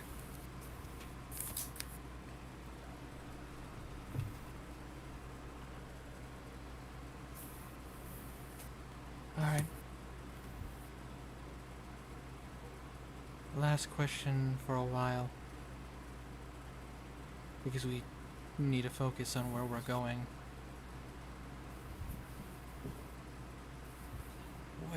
What are your plans if we can make it back?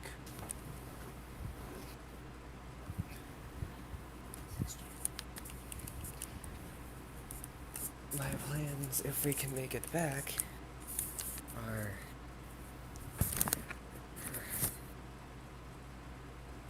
That's the problem. I don't have any. Usually I win this. My plan right now is if we make it back, and you don't try to stab me in the back, you'll most likely be set free. She kind of looks. She kind of gives you an eye. Well, Further beyond that, I need power. well. Without my sister. My party. Go ahead. My party has been fighting the Broken Skull since and I'm not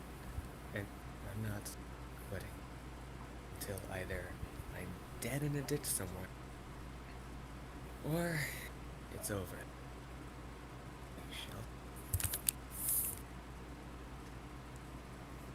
Well, without my sister, I owe no allegiance to the Neo-Naga anymore.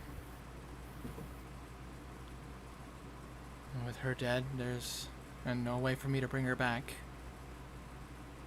And I can't bring her body everywhere we go. I don't think she'd want to come back anyways.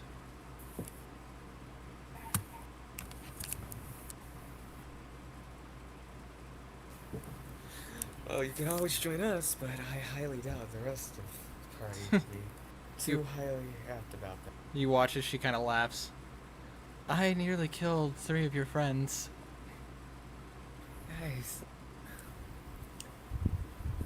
I'm sorry, Yeah. It's okay. sister, but We attacked you first. I was only... True. Well, I mean, technically we attacked first. Oh wait, well, no, never mind. Sorry, that joke. I was gonna say technically we went into their place, but then I remembered assassins. You're just like, because you're like, well, technically. Wait, no, hold on. Wait, never mind. Oh, you guys keep talking. Yeah. I'll focus on directions. Oh, how far would we have gone in this conversation? I assume this- you guys have been traveling for some time while talking. You guys have made a pretty decent ground. Can I roll to see if Kazir recognizes anything yet? Roll a perception check. Since Natural. I'm driving, I want to roll that too. All right, you can both roll a perception check. Alright. What is That my is a 17. Okay. Wait, no. first +6, so 15. 16. I got a 15. All right. But I say Kazir And I get this Kazir seems a little bit more focused on actual directions. Just talking. Kazir, Yeah. you very faintly recognize this area. You see some. About to say while you're riding, you're seeing various like little stone. About to say it's the little stone columns, and as you're riding, and as you're kind of seeing there, you're kind of like, huh, man, that looks kind of familiar. Oh, oh, oh, Oh no! Because you're after seeing these columns, you're starting to realize you're in Yanti territory. Oh no! Which I have a feel. Which Kazir, Sorry. you don't need to roll for because you know what these creatures are. Can you spell that for me? Yanti is. Hold on, I'll type it. Why Right. that? Y-U-A-N. Which that is the correct pronunciation. Trust me. Thank you. Yanti. But anyways, about to say, Kazir, you don't need to roll for this because you do know what the Yanti are because that is part of your culture.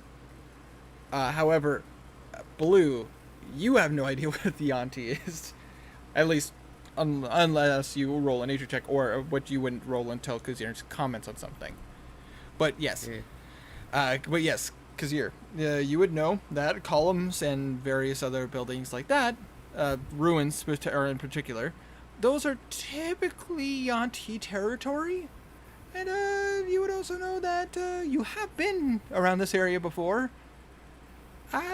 But you were also with somebody who knew their way around and knew how to get through this area with no problems. But that was quite some time ago now. Roll me.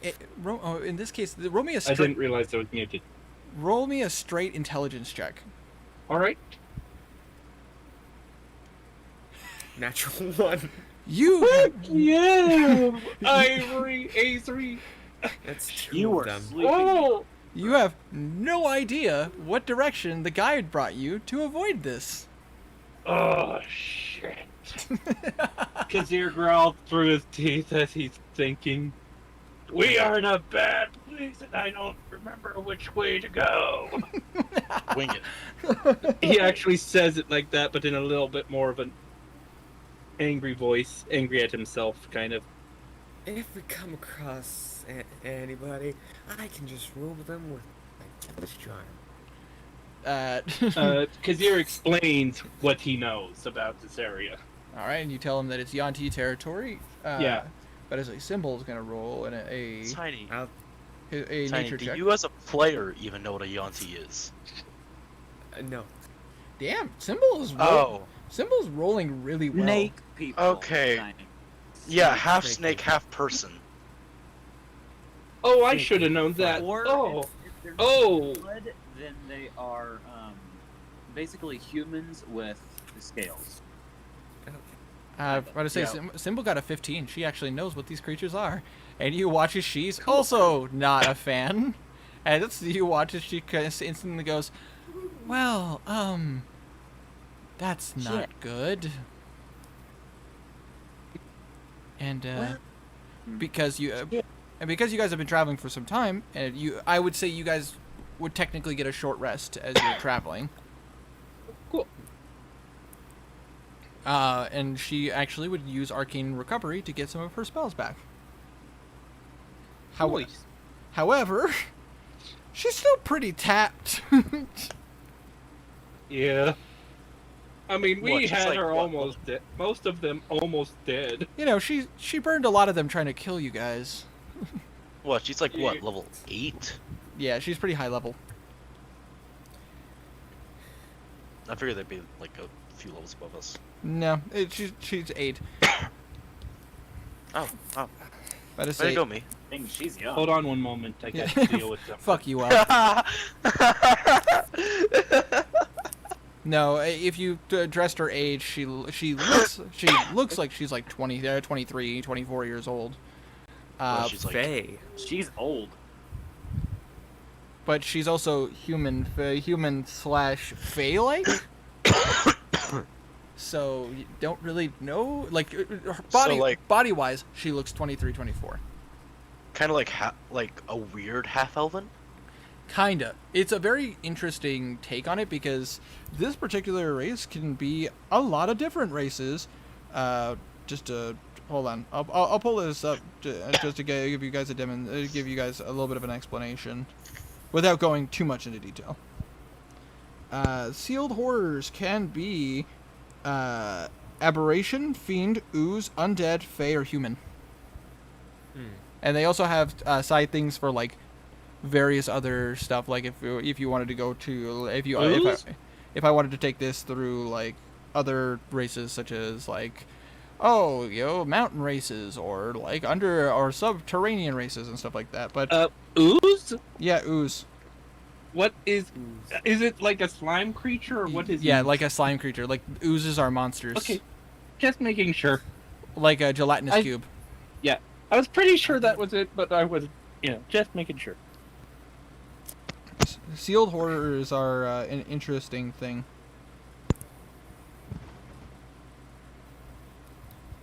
Have you even taken any damage in any of these fights?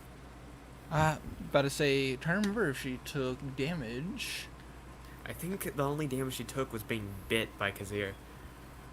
True. Yeah, I think that might be it too because because you didn't take any damage either. because Garnan during- didn't get close, and I haven't taken damage. about to say you guys killed her sister, and Which Kazir might feel a bit guilty You guys for. killed her sister. in fact, Blue, about to say I don't remember which one of you did the final blow, but That was Kazir. oh yeah, it's Kazir. Yeah, because Kazir- you like gutted her. Kazir went overboard.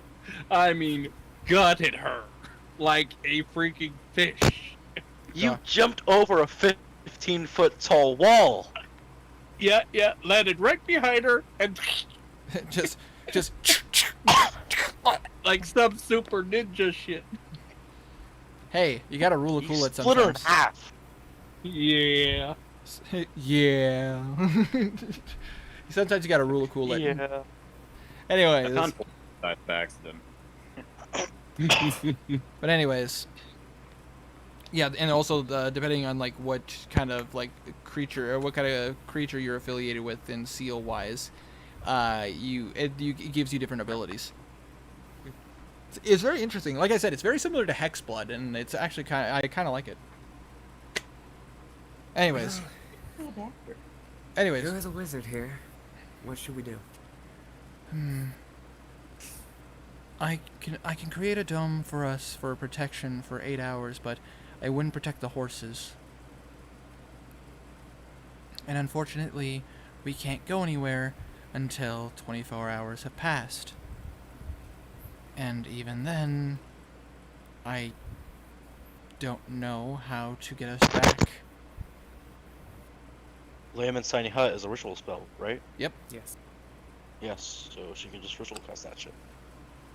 I don't think. I think we should keep going until it gets actual dark. Alright. Before we use the hut. Alright. Fair enough. So you guys keep going? I have a singular question for you. Yeah. Why don't you just... Two questions, really. Why don't you just kill us, and what are you gonna do after? I tried to kill you, and you stopped me. Easily. But, considering where we are now, my mood has changed. And if you want to roll an insight check, you certainly can. After this, Alright. I don't know. I don't owe any allegiance to the Neo-Naga. I was only involved with them because of my sister. Now that she's dead,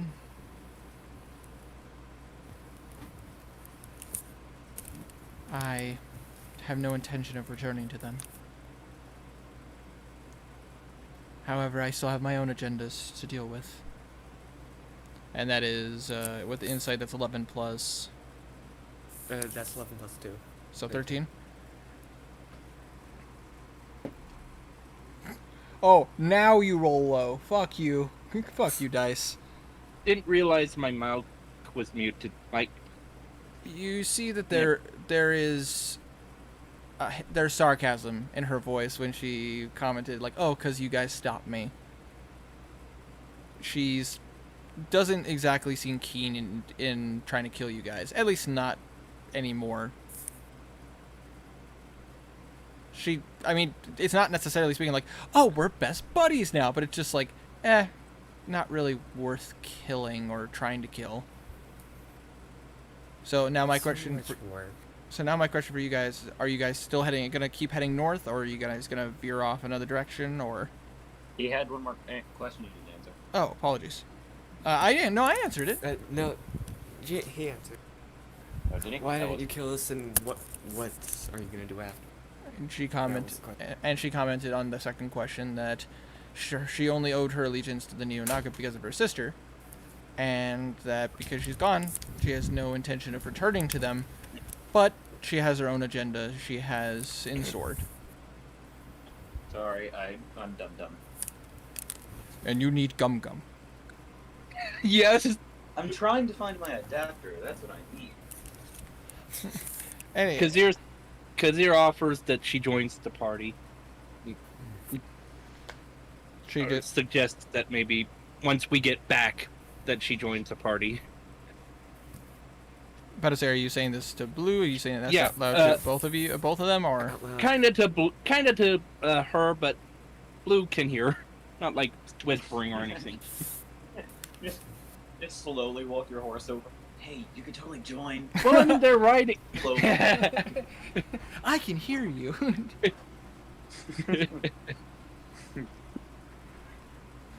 She kind of looks at you both, and she just kind of. What would I do traveling with criminals? She says, taking a drink from her water skin. Ha ha ha ha ha! She made a joke.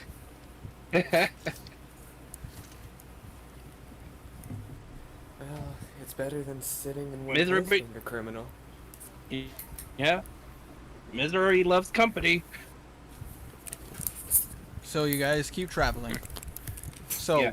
while you guys continue traveling, let's come back to the explosions. Are we gonna need to roll 20? I don't believe so. So do you guys go to investigate? No. I push Garden out the door and use his shoulder as a resting post for my gun. I'm too tall. I was about to say you do realize Garnan could probably bench press you with no problems. Yeah. What? You think I didn't think of that? Of course I thought of that. So I'm going to be like piggyback riding on you. Jeez. Then you would use my head as a rest. What? I'm so No. confused. Sure. Your lanky arms. Oh, shut up. You would have to. You would have to let him do that anyways, and he's not gonna. He would just throw you over and point. Whatever. I'm just gonna shove Garden outside and then just like have a sniper scope going down right between his. Strength check, Henrik, because he's not Oh. willingly let this happen. Oh! You want to roll strength checks now? Yeah. Oh, okay. All right, let's see it. Okay. Okay, come on. Let me see it. Let me see it. We all remember the last time Gark. you two did strength checks A against each But I other. say Henrik rolled a 5. I'm sorry, Garnet's passive strength could crush that. That's a mistake of -1 to strength. You try pushing him and you comically fall over. Not even fall over. Go. He just like digs his feet. Ándale. Arriba. Go. So do you What guys go out to The investigate? fuck are you doing? Go. Hold on, Winter. I want to roleplay this out. Oh, all right. Go. Outside. I heard the explosion. You don't have to push me. Man, Go. I didn't know Spanish existed in this world. Ándale. Yo, Holmes, I can't believe. Vamos. Vamos. Uh, Vámonos. ¿Qué hora es? Mi amo es biblioteca. Garnet is My- going. my to name grab is Henrik library. by the shoulder. Garnet is gonna get Henrik by the shoulder and push him off first. Wait, hold on. Ah! Hold on, I'm gonna look at. Contested strength check. Hold on, I'm gonna look at Abby real fast. Mi amo es biblioteca. Well, strength checks. Come on. Strength test. I got a 0. Oh, no. I got a 0. I got a 0. Henrik, you try to push him out, and you push. I mean, you're pushing him. Oh man, you're actually getting No, somewhere. no. He's No, moving. no, he's Oh, pushing me out. Oh.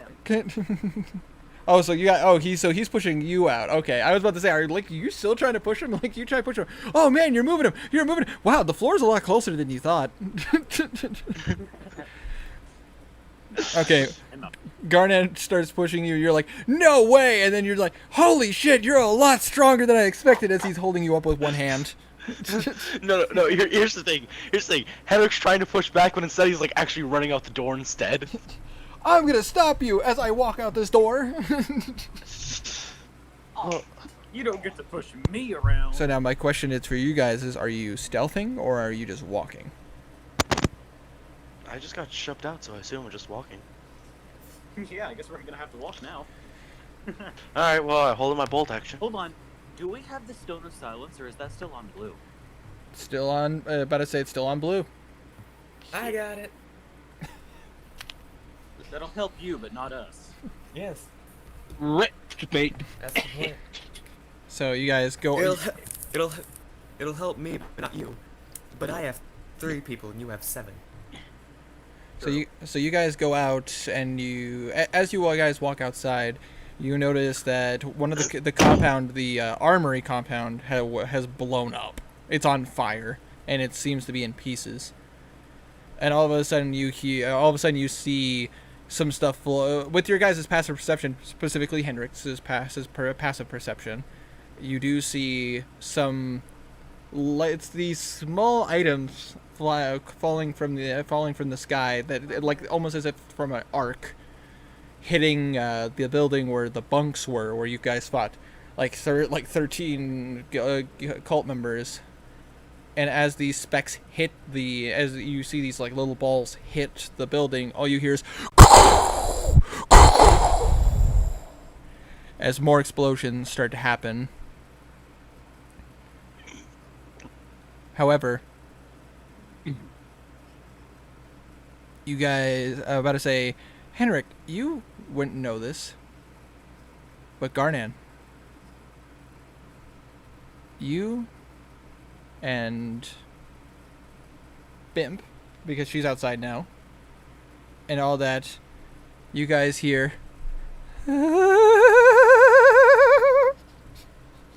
Garland. So many explosions! Shit.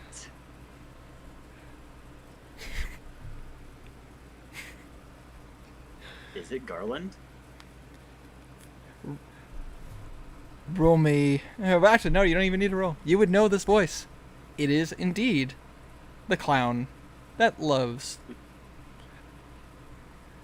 Shit. However, you don't see.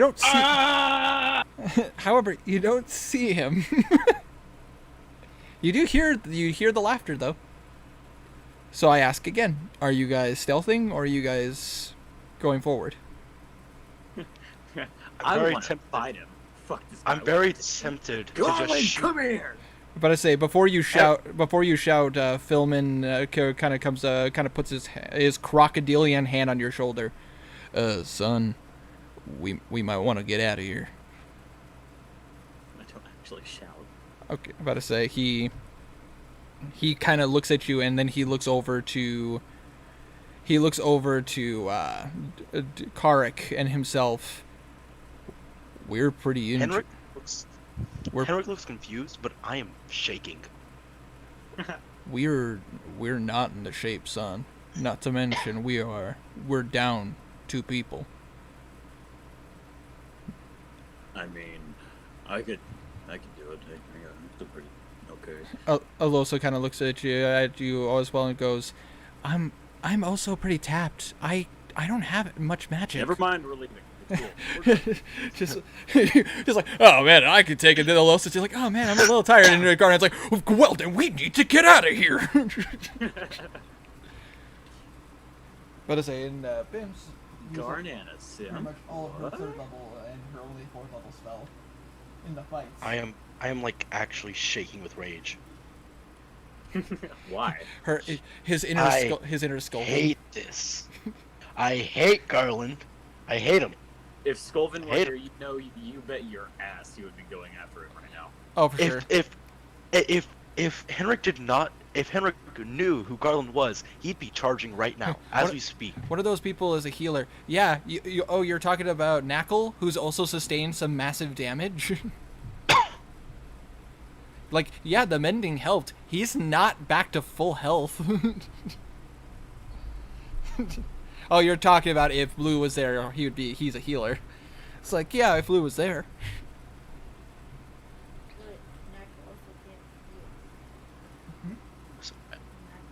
I have a pure hatred for Garland. Yeah, just... He made my first fight in D&D living hell. Oh, why? The short... 45 minutes. Yeah, I remember that For fight. one fight. What's even worse is that we forgot about proficiency. That fight could have been so much shorter. Man. Hey, the worst part is, like, I hadn't played D&D in a while, so, like, I didn't remember the proficiency bonus. Anyways, also, yes, Abby, you are absolutely correct, and that's why I pointed out that Knackle is still damaged and has barely any health because he was literally mended back together, and that's it. Basically, he has like 3 HP. That's like his health. He's like a butterfly. Basically, everybody's dead if they go into a fight. Exactly. About to say. So he can't really do anything. About to say Karik and Philman are both severely injured. Like, this isn't even a short rest later. This is like, oh, we deliberated for like 15-20 minutes of like doing stuff, scavenging stuff and trying to figure out what to do. So like nobody can even short rest. We could take him. The only 2 people who could probably handle themselves a little bit are Henrik and Garnan, because they have to, while they've sustained some damage, they are also pretty capable at the moment. Specifically Garnan, considering he's a tank, and Henrik because he's a long range fighter. Garnan is missing like maybe 6 health. He's perfectly fine right now. But Alosa is tapped. All of her spells are gone because she's used them to help people. Winter, if Garnan and Henrik teamed up, could they take on Garland? You're not sure. Oh, you've only heard Garland, but my question is, do you think Garland would be by himself? Yes. Yes. He sounds like a dumbass that would be by himself. But you also know, memory serves, you guys would remember, he joined a club after the last time you guys met him. True. And also, you remember still that, seems like. and you also remember that he sent friends after you. Again, he still seems like the prototype. Well, specifically the original party that caused him problems. And Garnan was in the bushes going, what the fuck? Hey, Garnan, how many more points of rage do you have? That's... 1. You don't have to- I only need 1 more. I can take. How many Garnans does it take to put a clown in the grave? Only 1. I think I could take him by myself. I'm pretty powerful now. But I mean, you probably could with Henrik backing him. but Alosa Because he wants to help kill that guy too. but Alosa Karik and Philman are kind of going like, we should avoid this fight. I know. Winter. I know. I'm just saying I want to. I know. I'm not saying gun. What I say? So you guys want to roll some stealth checks? That's like these where I really wish I had a grenade. pull in your owner Filber, we'll be fine. So if you guys are gonna sneak, I need you guys to roll me some stealth checks, and because of the massive explosions, with advantage. Because there's a lot going on right now. It'd be pretty hard to just make out. Oh, there's 4 people. 5. 9.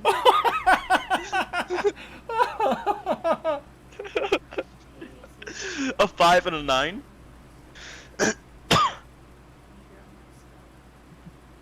Hey, NPCs, do us a favor, roll well. Okay. You see, guys, it'll be fine. Even though we were kind of forced to not fight Garland, we're still gonna be able to fight Garland, guys. We have to fight him, we're I fucked. can't believe you did shit. They're trying. Hold on 1 second. Hold on 1 second, guys. Discuss amongst yourselves how fucked you are. We're not screwed at all. We can take them. We can take them. No problem. We're fine. We're fine. We're fine. It's okay. Fine.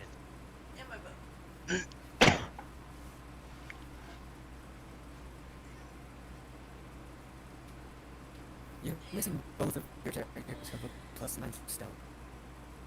I have a +3. I wonder whose fault that is.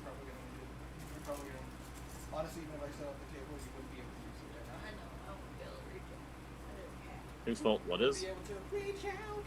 Whose fault that is. What? That we're missing our 2 stealthiest Good characters. thing Philman has a pretty good stealth, actually. Yeah, something that would surprise a lot of people is Philman has a really good stealth score. Yeah, it's not surprising. Crocodilian. Alright, anyway, so we're gonna roll for a Losa with advantage. This is why I don't use Avray. It's an asshole. She didn't roll great, but she still rolled decent enough. Better than us. Yeah, she got a 14. Philman 17. Philman got a We 17. think we're sneaky. Yeah, you think you're sneaky. Knackle. Oh man, thank God for that advantage. Oh, thank God for that advantage. Knackle got a natural 20 for his stealth, Oh, thank God. but his original roll was a 2. So thank God for advantage. Oh my God, fucking Karik, natural 20. Bim got a net. Oh, thank Oh, God. and Bim got a natural 20. Hang on, I'm gonna Oh, they're making up for our screw-ups. Oh, well, I'm glad I had advantage. Yeah, I would have rolled a roll 1.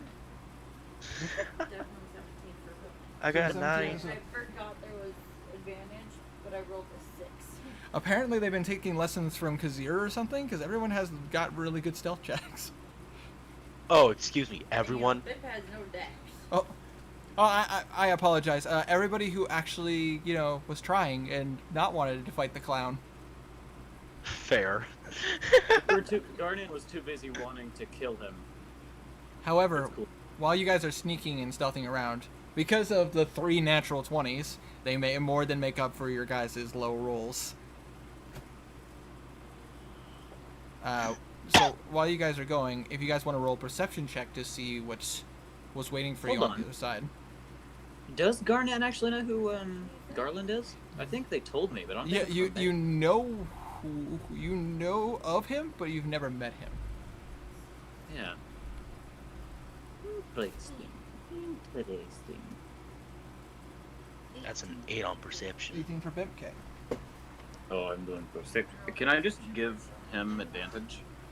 I would say in this case, Garnan should roll. Alright.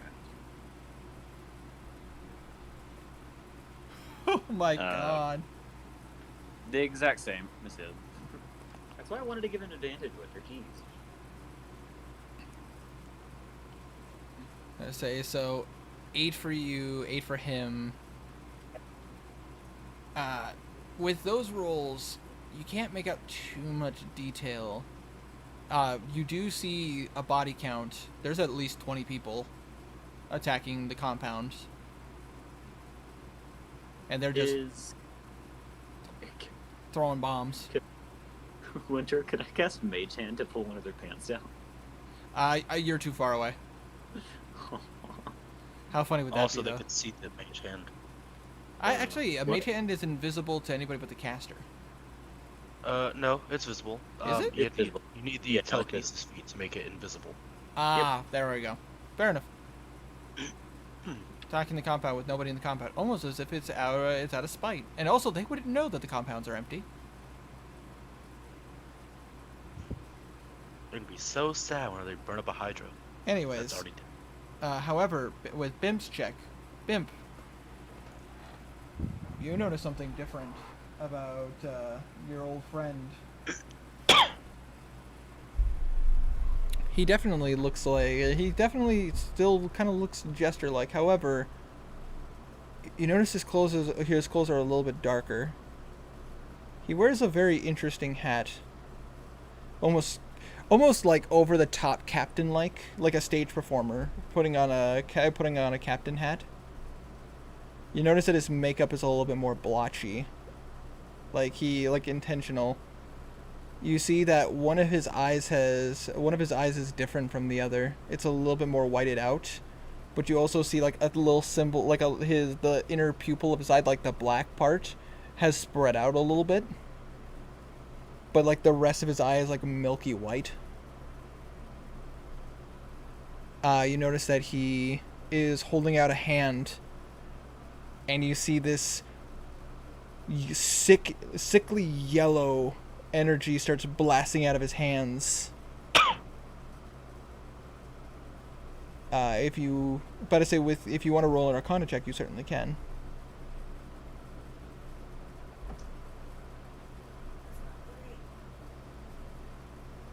But you also have like an Arcana of like +7.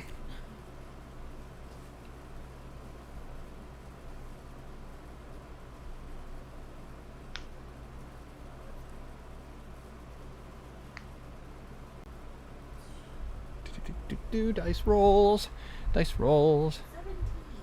17. Okay. Yes, he still has his clown nose, and it's still very red. But with a 17, you recognize the spell you can recognize the spell he's casting. Your friend Blue. 15. That's still more than enough. You do recognize the spell he's casting. It's very similar to a spell that Blue learned, called Eldritch Blast.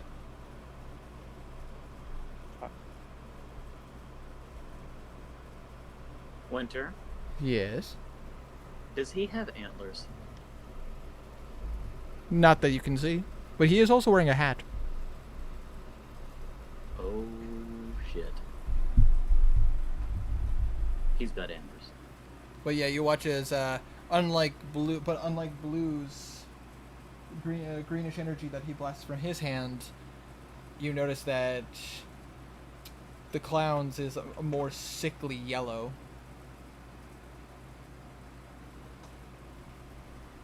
And then you watch as you hear him say, "It's time to bring the house down." And you watch as he waves his hand. You guys can see a little bit from a distance. And you watch as, like, there are more explosions. The last thing you guys hear as you guys are walking away, "Let's see if I can find a new pet."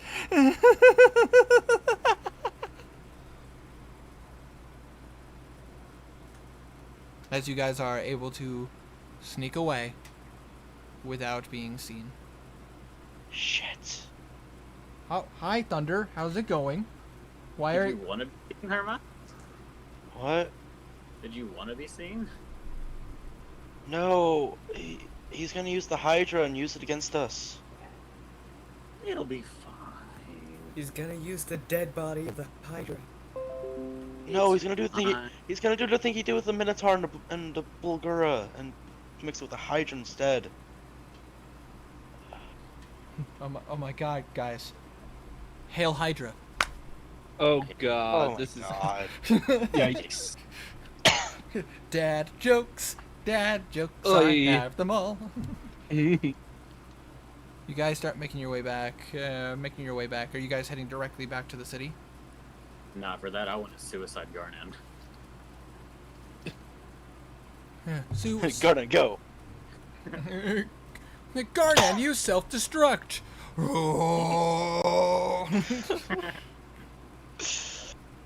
Garnan, Gar! It's this Furbolg's turn to explode. Fuck you, Filbert. Legs, don't explode on me now.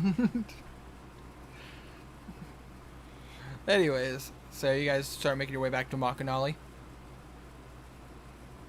Sure. You guys want to explore a dungeon? Yay. Suicide Garnet and the rest of the party. Campaign 2. Wow. You guys start making your way back. It does take a little bit of time, especially since you guys are sneaking to try and to not be noticed. Are But- we sneaking? At least you think you are. Mm. And as you guys are getting back to the city, roll a perception check.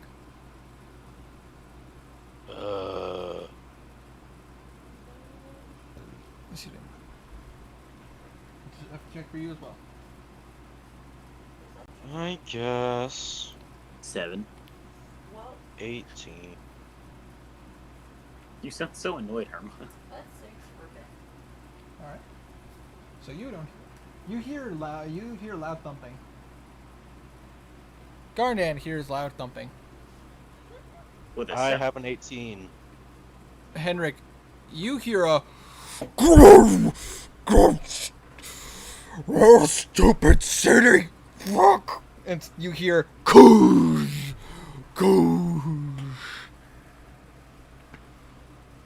Oh yay, ogre. Does anybody speak giant? I do. Garnet does. You would hear that. Wait, You could understand. checking Henrik's stuff. I don't think he does, but Uh, he doesn't. Garnet, obviously. you could hear that clear as day. He kind of rolled his eyes. He doesn't like giants very much. This is the Cyclops, right? Yeah, no, you haven't seen it yet. I love that. Mary's gonna fuck them up. Henrik just rushes everyone forward just a tad bit faster without saying a word. You guys are just like, you're still crouched like you're sneaking, but you're like now you're like speed crouch moving. Now you're like Revenant, like crouch speed. Yeah, you're like Revenant's crouch speed, or you're like Joel from The Last of Us, or Dominic from Gears of War. Winter, we don't understand your references. Gaming references. I understand the references. Thank you. No. I only streamed The Last of Us, so you guys should know how much I made fun of Joel. I totally watched that series. Fuck you, I Wow. forgot I was muted. Fuck you, Welp, you liar. Yeah, I got some of the references. I watched it. You had a snowball fight. I remember that. That was from The Last of Us 2, and I do need to stream that game. Like I am gonna stream the entirety of that game. Good. Good. I'll God. be sure to quote unquote watch that one too. Fuck you. So you guys are stealthing and kind of moving in silence amongst some of the foliage that is a little ways from the city. But now that you're kind of getting to the more open area, now the thumping is really loud, and you watch as a giant club smacks against the outer wall of the city. And in giant, for most people, all you hear is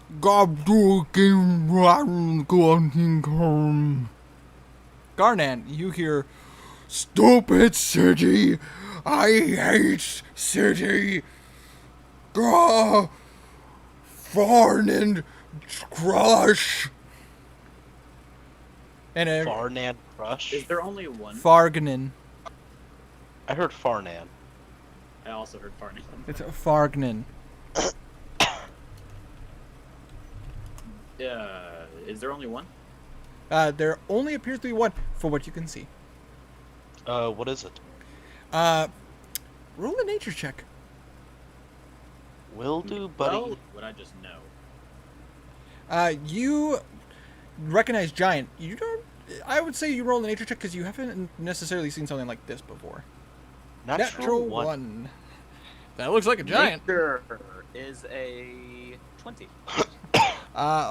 Better say, as it's continuously wailing on this wall, it eventually turns its face towards you, and you see a singular eye. So you assume that this is the Cyclops that they were referring to. And it's attacking Malkanoli right now. Yep. Fuck. Man, I rolled some dice for like events that would happen while all this was going on, and I'm just kind of like, oh man, I the majority of this, the opportunity is like nothing's gonna happen, but I'm like, might as well roll it.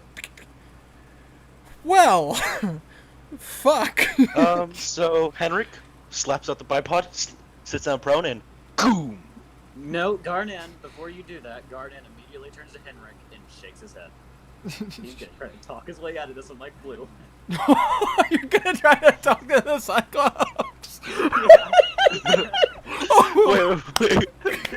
Wait, Winter, just so we're clear, there's a large ball of light just shining out of the end of the barrel that is not ready to leave yet. It's just waiting for Garner to finish his business. And it's aiming directly for its eye. Okay. So, Guardian. So, Guy. Seven giants. Roger. Who said that? Me. Garnan stands up from his crouched position. And you walk towards it. Slowly, yeah. My weapon is sheathed currently, but he is slowly, very slowly walking towards it. What's Garnan's height? He is like 7'3". Yeah, 7'3". This creature is nearly 3 times your size. Where's this? Makes it even better. And they're just holding the ball of light. Garnan's just like, I can talk out of this. You're really big. Why are you attacking the city? Oh, stupid city. I hate cities. Why? They attack Fargnan. They mean. Were you mean first? No. Insight check. Oh, beautiful. Aw. That's still pretty good. 18. He rolled a 16, and then -3 for his charisma. He is lying. I'm not dumb. I know you're lying. Why did you attack first?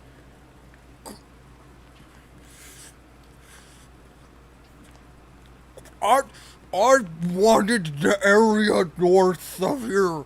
That was my space, and they invaded my privacy. Listen, big guy. You know that people have to settle down too. You can go anywhere else. Come on, you don't gotta attack the city.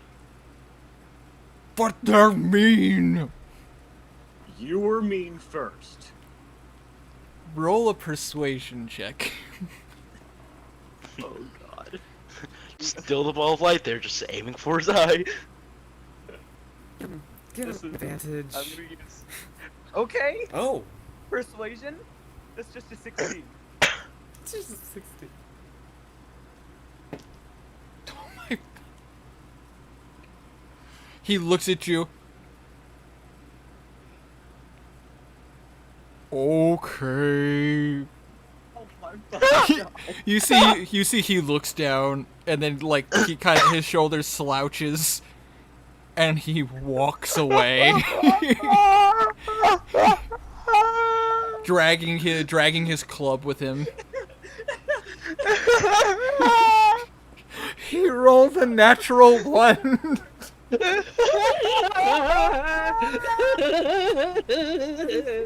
I can't believe that worked.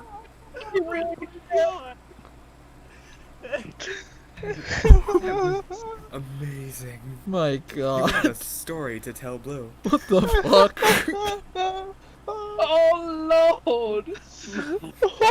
Yeah, and I just want to point out from everybody else's perspective, from Bimp's perspective, all you heard was Harun, Harun, Harun,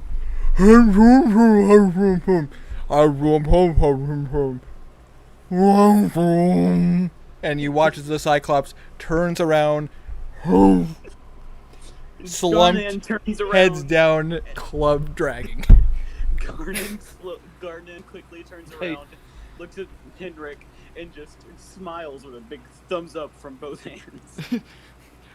Hold Henrik is shocked. on. I still can't believe that.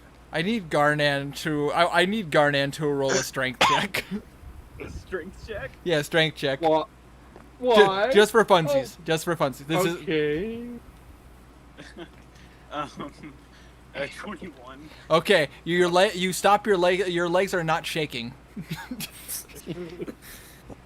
I was really hoping like under 10. It's like 9. Your legs are wobbling as you're like, what the fuck did I just do? I just imagine. Wow. I just imagine Garnan did that, and then he turned his back and then come, and he's like, oh man, I hope that was badass. Blue is patting his back in spirit. Yeah. Congratulations, Garnan. You talked your way out of your first situation. I cannot believe I actually managed to do that. Yeah. I was like, oh man, this Cyclops is gonna smote you so badly. I really didn't expect that. You scolded a Cyclops and got it to leave. We're still killing that thing later. The problem here is that Cyclopses have like a negative to their intelligence. Yeah. So what did he really roll? He well, let's see here with his natural 1, and let me pull up his intelligence real fast. Let's see. Oh, what? I went a little too far. Let's see. You gotta go. Oh god. Before I Devil's cannot in- believe that worked. I can't either. That's I'm- so I'm the dungeon master, and I can't believe that worked. I. Winter, We- this is the we won't- second. This is we the won't- second fight with the big beast that we've talked our way out of. Let's see here. That is a -1 to his roll. Jesus. Well, he rolled a natural 1, and he has a -2 to his intelligence. Oh my god. And a -3 to charisma. Yep. Tried to lie to Garnan. This particular Cyclops is dumb. No. Like a, So wait, a traditional Did they get Cyclops. Did they get the reward for the Cyclops, Yeah. or did they have to actually have killed it? We have to kill it and bring back. Well, I mean, the whole town just watched it go. Which, by the way- "Alright, I go. Which, and by the walk way, off." I just want to point out, Garnan, from where you're standing, you can look up. There are people on the wall, and they're kind of looking like, the fuck? And Garnan says in common, "Don't worry, guys. I talked him out of it." Roll a persuasion check. Henrik, can Natural Henrik 1. insist? Can Henrik I insist? would say that Henrik can insist. Can if he wants to run out and go like, no, he's telling the truth. That I will say he can with advantage. Okay, doing that. That's a 10. Hold on, I'm gonna see if they believe you. They just look at you like they load up the ballistas, but they don't fire. They just like they're like.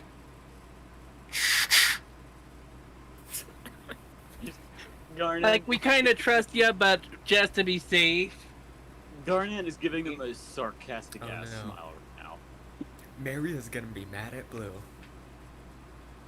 Oy. No one tell her. So you guys decide to walk up to Makanali. Yep. Just walking up. All right. What does Bimp have to say about this situation? Hold on, Winter. Please tell me we have to walk by the Cyclops while. Well, the Cyclops is walking away, and his Okay. steps are much bigger Mm-hmm. because his feet are a lot longer. So we are walking beside him as we're strolling into the city. Technically, but he's walking away from the city. Oh. So are we going to breeze past him at all? No. You basically scolded him, and he just walked the opposite way of where you were walking to. That's amazing. He Can't believe it. he Not one bit. He's walking west from the city. Head down, ashamed. What you mean what does first? Bimp have to say about that? God, that was amazing. No comment.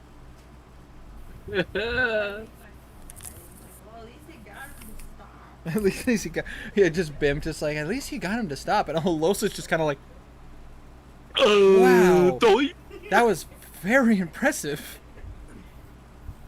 Just fanning Hold the herself blow. like, oh. For cartoony sake, fanning herself, oh. But like, Alosa's a lot more composed, so she'd just be like, that was genuinely impressive. And Garnan just has that little shiny tooth smile. With a little. He is proud. Go beyond plus ultra. I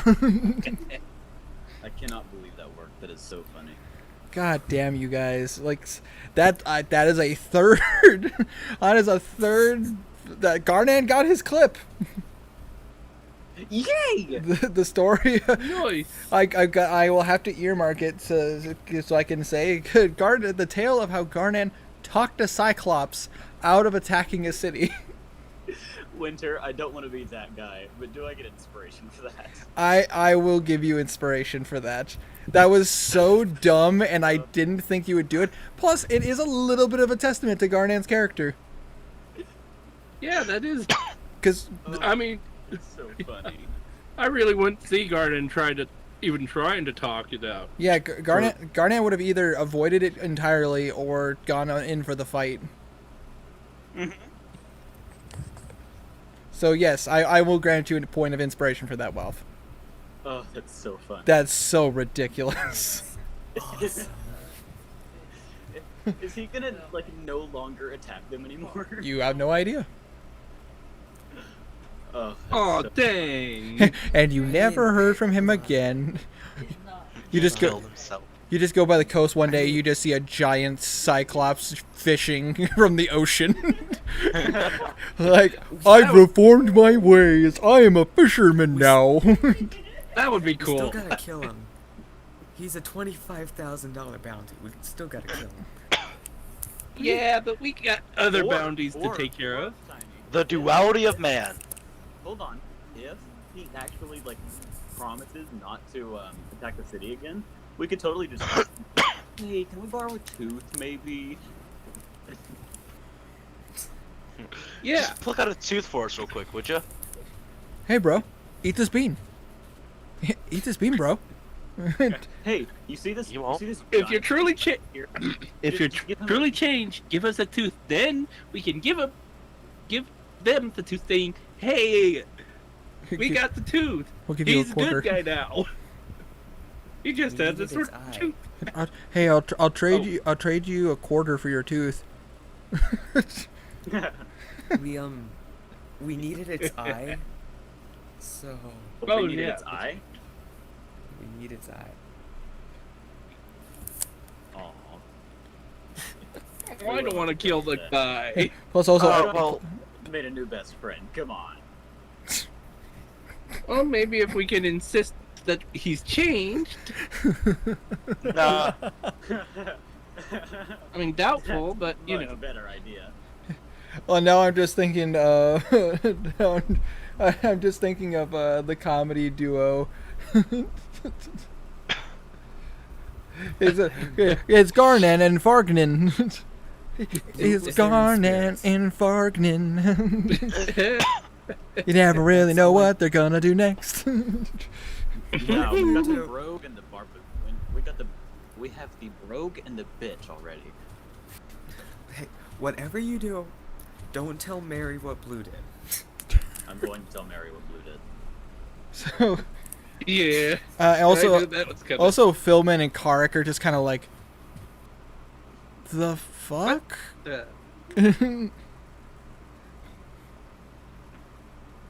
Just guy like Karik's eye is twitching, like, How the hell? So you guys get to the Soul City walls, and they do let you in. They recognize you. You've been there before. However, when you walk in, you do see a very familiar face of a woman dressed in armor. Oh no. Who is responsible for getting rid of the Cyclops? Garnan raises his hand and gives a big smile. Hi, it's me. It was me. Saying hi like that brought out my inner Horus turd. I know. You do recognize this as Mary, the cleric. She gonna freak when she sees Blue gone. She just looks at you, Garnan. She gives you a smirk. Nice. I was gonna go take care of the Cyclops myself, but you see her holding her own bastard sword. Cool. However, so we don't have to kill. However, you did save me some trouble of having to go take care of him now. It's not all good. You also see she looks at you and goes, and starts speaking in Giant. I also appreciate you telling him off and telling him how he's being mean. Kind of winks at her. That was quite clever, actually. Did she say that, or was that you? No, that was her, and me speaking through her. That was so funny. My God. However, you watch as her demeanor goes from happy, cheery to serious and mad. I also remember that you were part of Blue's party, and I don't see him. Well, we have a story. We have a story to tell, okay? So, imagine, if you will, there's a random magic object that one of your opponents is trying to go grab. You have no idea what this magic item does, nor what it may do, or what detriments it might cause. Now, if you were Blue, what would you do in that situation? Would you A, grab the object and teleport to the desert? Would you B, kill the person trying to grab the object so that they can't escape? Or C, sing a song? Are you saying that you guys are gonna have to go rescue his ass from the desert? We are hoping Bib he can just, use the yep. cube. We are hoping he can use the cube to get back to us. If he can't, we will have to go save his ass. Windsor, I have one more third level spell slot. No. I could get sending right now. Actually, you guys watch as she lifts her hand and starts making markings in the air. Oh god. Blue, in your head, you hear, Blue, you fucking idiot! What the actual hell? Seriously? The desert of all places? How the hell am I supposed to kick your ass if you're all the way over there? I have half a mind to... I'm sorry. I'm just laughing way too hard. You guys watch as she puts a second marking in the air. I have half a mind to head down to the Exeter Desert myself and drag your ass out of there, but not before dunking your head in...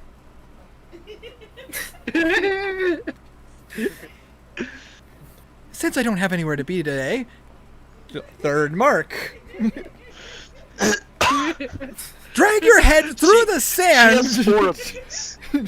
She has 4 of these. Drag your head through the sand, introduce you to all the desert creatures, before introducing you to my fist. Get your ass back here. She has 1 more. No, that's it. She's good.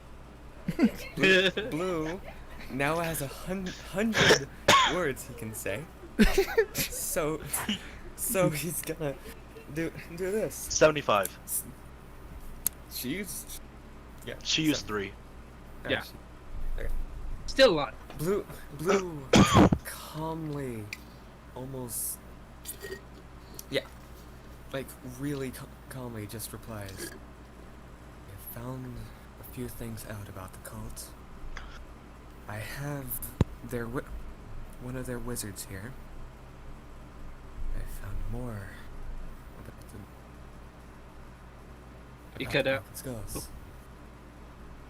And that's all he says. Might I suggest Blue tells her that might be able to come back easily. No. Nope. No. No intention.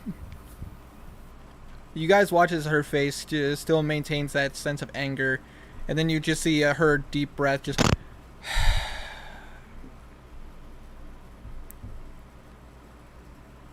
Obviously, you guys dealt with a big problem that happened, aside from the Cyclops.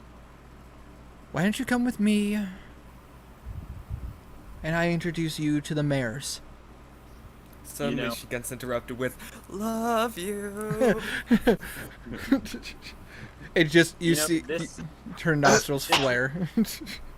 this is one of those moments where I wish we had animators ourselves. I That would know. have been such a hilarious moment. I know. That would have been so great. Just Garnet just walking up like, "Hey there! I don't want to talk to you. Well, I But could you're try to be- work on making 3D models of it all. But you're being mean." "Well, they're mean too." "That's not an excuse." "Okay." I still Yeah, can't believe that what the worked. heck? I can't. Mary, I have a bit of a problem. Yes, and what is that? I have a mark on my back. Oh yeah, he still has that. Sorry. Is there any way to get rid of it? Let me take a look at it. He starts unbuttoning his shirt and takes it off. Pistols from the desert. He starts slowly unbuttoning his shirt, looking at you straight in Slowly, the Mary. eyes. Very sensually. No, he just quickly does it. She obviously she brings you to a location where they could. In private. Hey, Lone Wolf Mercenary, welcome to the chat, dude. How you been, bud? She pulls you to a more private location, probably a public building, and she Oh, right. There's private, all right. like in front up. of all you guys. Shut up. You watch as she extends a hand and starts muttering some words. Oh yeah, easily done. And she, for anybody who casts magic, obviously you can roll a Arcana check to see if you want to figure out what she's doing. Man, I don't know. Garnet included. Garnet technically practices magic if he wants to try. 25. Nah. Jesus. Henrik, you know what she's doing. She's cast 26. All right. If Garnet wants to try, Nah. and Alosa rolled an 18. She knows what it is. You guys know that she's casting Dispel Magic. And you guys watch as the symbol starts to brighten. Henrik, it starts to burn a little bit. But then it just dissolves into shh. Like Thanos snapped out of existence. Thanos snaps out of existence. Just, I'm about to say, Mr. Stark, I'm not feeling so good. Anyways, Do you use some sort of like I'm happy recompense with for that. that, or you do it for free? you have to deal with Blue, so you get this one for free. Ah. Merciful goddess. Anyways, come with me. I'll introduce you to the mayors, so you can also collect your reward. That is hard. Blue had all the masks. I was about to say that. Literally just came on to say that. They can't get the reward for the cultists.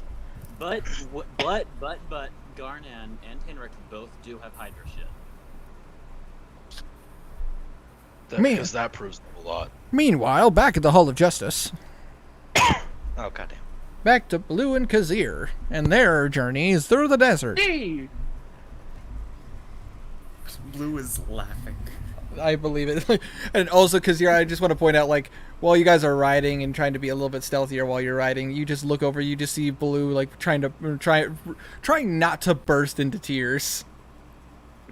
Blue looks over at Kazir. Mary's mad. I bet she is. You just see the wizard raise an eyebrow, your symbol raise an eyebrow at you. Mary is one of the people your cult tried to kill. Oh, She's one of the clerics. Makanala. oh, I'm aware. I've been into the city a couple times. No, not gonna touch that one. I'm gonna go let my dog in. I'll be back in a sec. No problem. No worries. So you guys continue to head north. You guys. Oh wait, no. Kazir wants to ask. My brain just shut off. The cultist lady. What was her name? Symbol. Symbol. Okay. Kazir wants to ask her if she might know the name of the woman that attacked them. She already said that. Oh wait, yeah. I'm sorry, The assassin's name is Rosara. Oh yeah. Okay, I'm sorry. Never mind. No, it's all Continue. no, it's all good. About to say, you're just kind of like, I hate her so much. I want to kill her. And then lo and behold, she's actually a mercenary that worked for them. She's their cockazoo. Which I don't think anybody will get that reference. Oh wait, Kakazoo. Oh, I should know that reference. Oh, I feel like I. I hate when that happens. An anime reference. Oh, So, most likely I wouldn't do. but I say some Seems more than familiar like, though for me. some more than likely you don't know. Anyways, continue. Oh, I can see. But I say, I think Herma. I thought maybe Herma might know, but I don't think Herma does. I just have to be really silent. What? I have to be really silent right now. My niece is sleeping. Ooh. Oh, She's 2 years old. I understand. Aw. I No worries. I understand wholeheartedly. Don't worry, I won't make you speak. Hello, everybody. My name is Markiplier, and welcome to the world's quietest Let's Play. Let's play. I remember that. That was. Ooh, 5 balls. It seems my condition has grown by 2.5. I watched an ASMR of Skyrim once. Oh It was god. really bizarre. ASMR is weird, dude. Like, but however, I do like Mark's World's Quietest Let's Plays. They are very funny and very entertaining to anyway. watch. Anyway, Anyways, back on track. yeah, especially his getting over with Bennett Foddy. That was so good. But his best ones are probably the Happy Wheels ones. Weeb, shut up, Blue. You don't know my life. Shut up, person with an anime PFP. Exactly. And also thanking me for making his sword glow purple like a fucking anime character. Anyways, so you guys are still traveling. Did you guys want to try stealthing since you are moving through now that you know you're in more hostile territory? Yeah, we better be stealthing.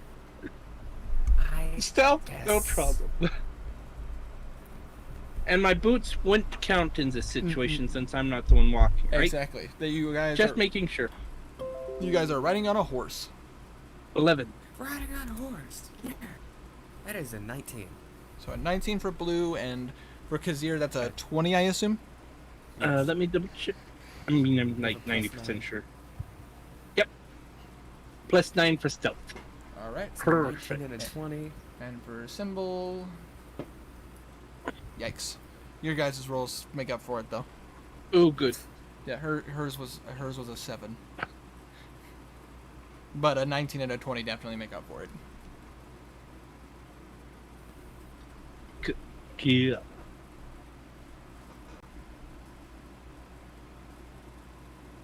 And it goes silent. Sorry.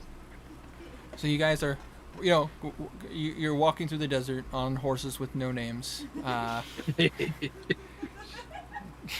just starts laughing. You guys start making your way through. Kazir, unfortunately, because you don't know which way the guy took you, you are starting to see more buildings. More Shit. more ruined buildings. That's definitely bad, isn't it? You are stealthing, so it's a little bit more manageable. However, you do start to hear some noises, not too far from where you guys are at. I would like to hone in on the noises. If you want to hone in on those noises, it's a perception check. Okay. At 820. Yeah, you can hand, if you want to hand me, baby. That's a 20.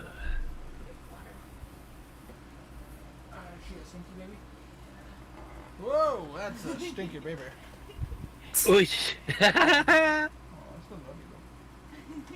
Daddy's got. Oh no! Oh wait, Oh. Winter. I hurt her feelings. Oh no. That's a 20, and I'm currently in Exeter Desert. Oh. Okay, hold on, guys. Give me a sec. No worries. Okay. I'm so. That job comes first. I'm listening, but I'm holding baby. Oh. Why do you upset her? It's okay, baby. I know. Dad was being mean. It's okay. Dad will keep you warm though. Okay. You wanna go back to Mom? Is Dad being too mean? Okay. Well, Dad's gonna give you a kiss first though. Mwah. Love you, sweetie. Oh. Mwah. Dad wants some cutie pie. I'm scaring her now. Dad, don't eat me. I wouldn't eat you right now. You don't smell good. We need to put you back in that. We need to put you back in the oven so we can cook you a little bit longer, and then. That's not how that works. Poor child. Will you ever need winter clothing? Yes. If you ever go to Garnan's homeland, for sure.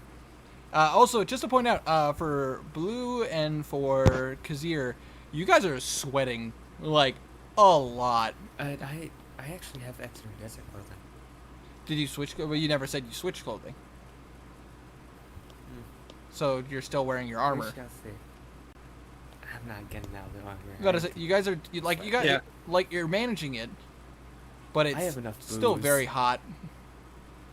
Fortunately for you, because your tabaxis are used to this kind of weather, but you are wearing a lot more layers for this kind of weather.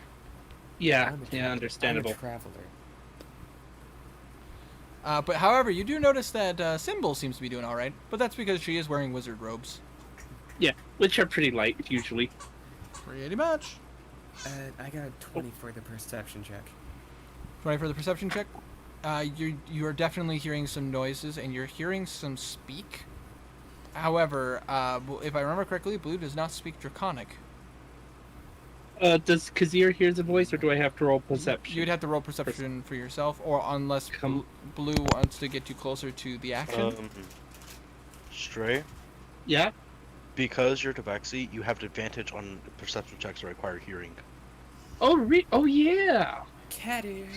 Yeah, perfect. Actually, let me double check something real fast. You guys roll.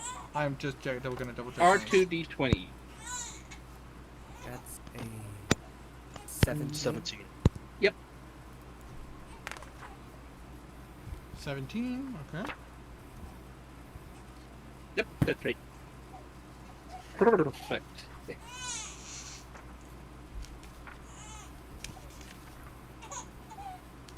I need to remember Kazir can hear really well. Big old kitty. Yep, it is Draconic. Okay, cool. But yes, you hear them speaking, going, "Move faster, slave!" And you guys start hearing a language you don't understand. It sounds like a lot of clicking. Like, literally just like... Ah. Do you guys want to investigate, or... Kazir kind of growls softly and tells Blue what he heard. Blue returns to the wizard.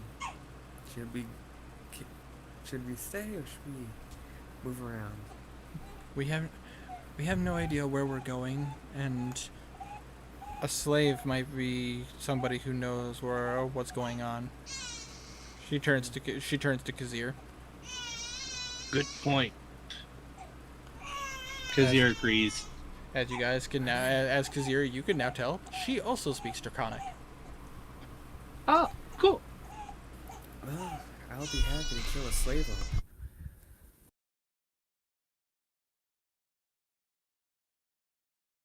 So we start steering Steering. our horses to where the voices are coming Yes. from. Okay. Did you guys want to hop off your horses to investigate further, or? Let's hide the horses and then investigate. Okay, so, Sounds good to me. So you guys take some time. Symbol offers to stay with the horses since she can't sneak. Yeah, good point. Blue looks at Symbol. You really think I'm gonna alone with the horses? What are you gonna do? Put them back in your patch? Kazir kind of chuckles at that. Who says we're response. trying to snake? You ever heard of a thing called a desert lion? I think. Would Kazir know that? Yes. Desert lions are a thing. Also in real life, those are a thing. Oh yeah. I think you make a pretty good distraction.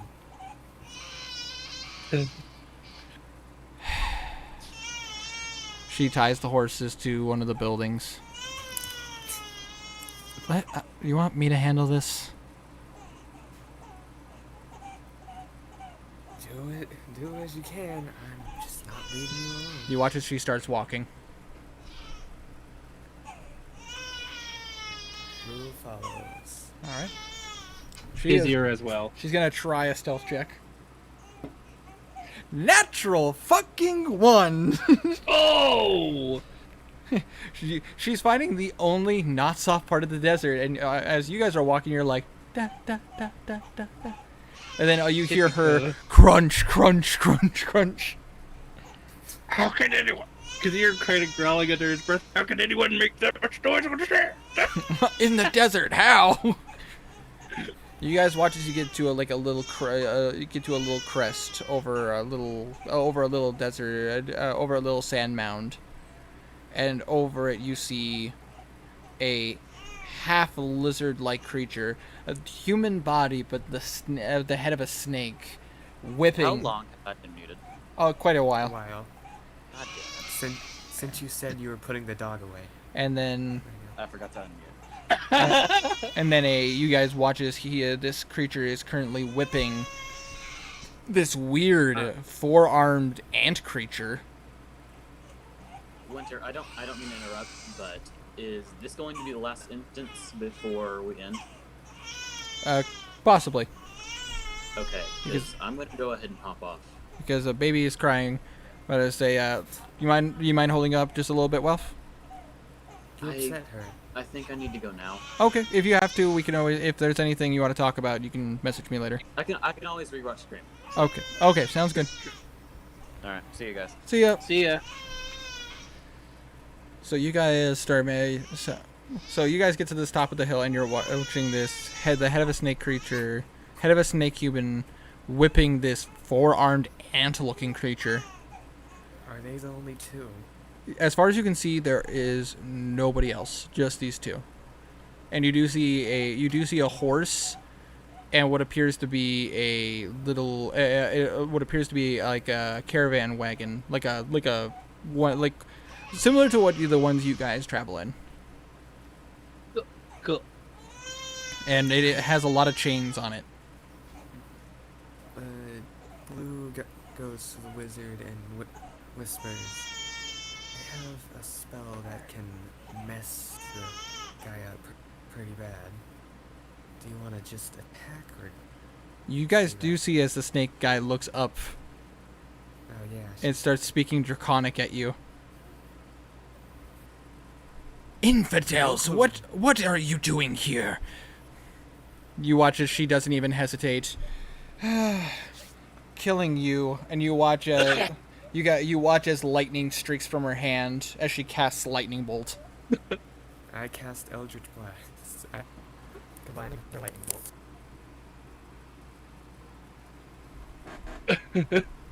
Kazir, I guess, armed? No, probably wouldn't see any point in him using his arrow. You could if you want to.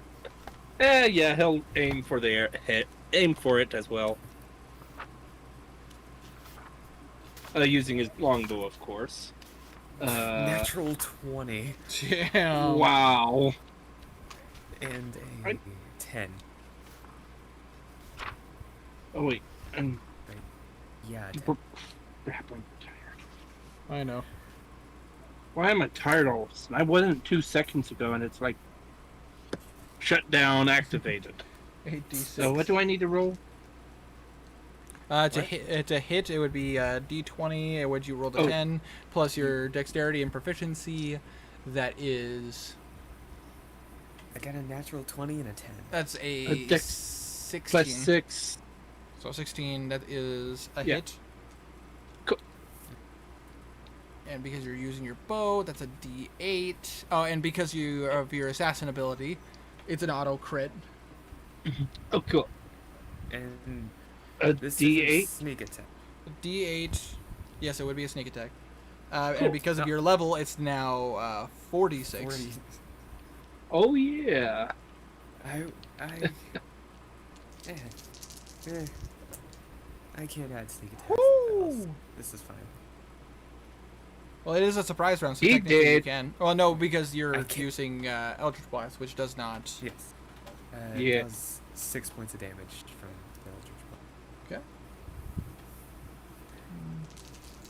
That guy is dead. Maybe. My biggest fear is that there's more than one of them. Stray, Fine. you didn't add your sneak attack damage. Yes. What? You Oh, still yeah. gotta add sneak attack. 46. Oh, what do I need to do? Roll? Roll Or- 4d6. Okay, sorry, my brain. 4D. It's all good. So Cool. 22 plus 10, so 32 plus 3, so 35. And then plus the 26 points of lightning damage. So 41 plus 26, so that is. Wait, 67. Eldritch Blast only does 20. I mean, only does 6 damage? No, I Well, it only does a d10 and you got a bad roll on it. Oh, I understand. Oh, never mind. Yeah.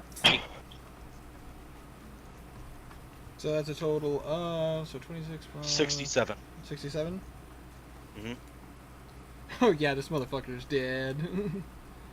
How much HP does he have? Can you enlighten us? For this particular one that seems to be whipping the target, he only had 60. Wow.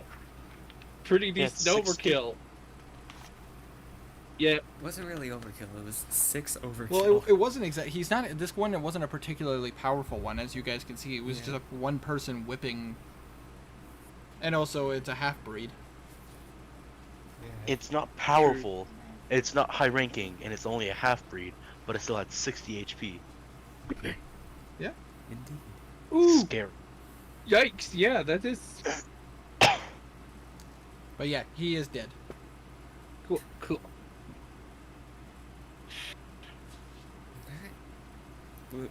Blue slowly walks down to...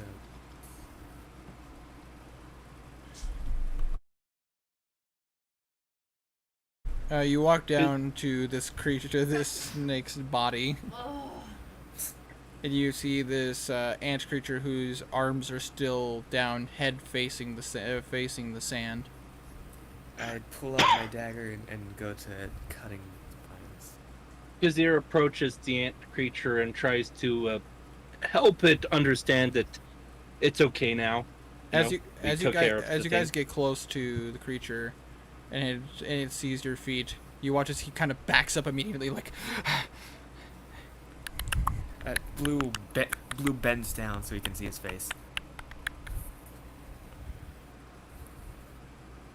It looks at you in the eyes.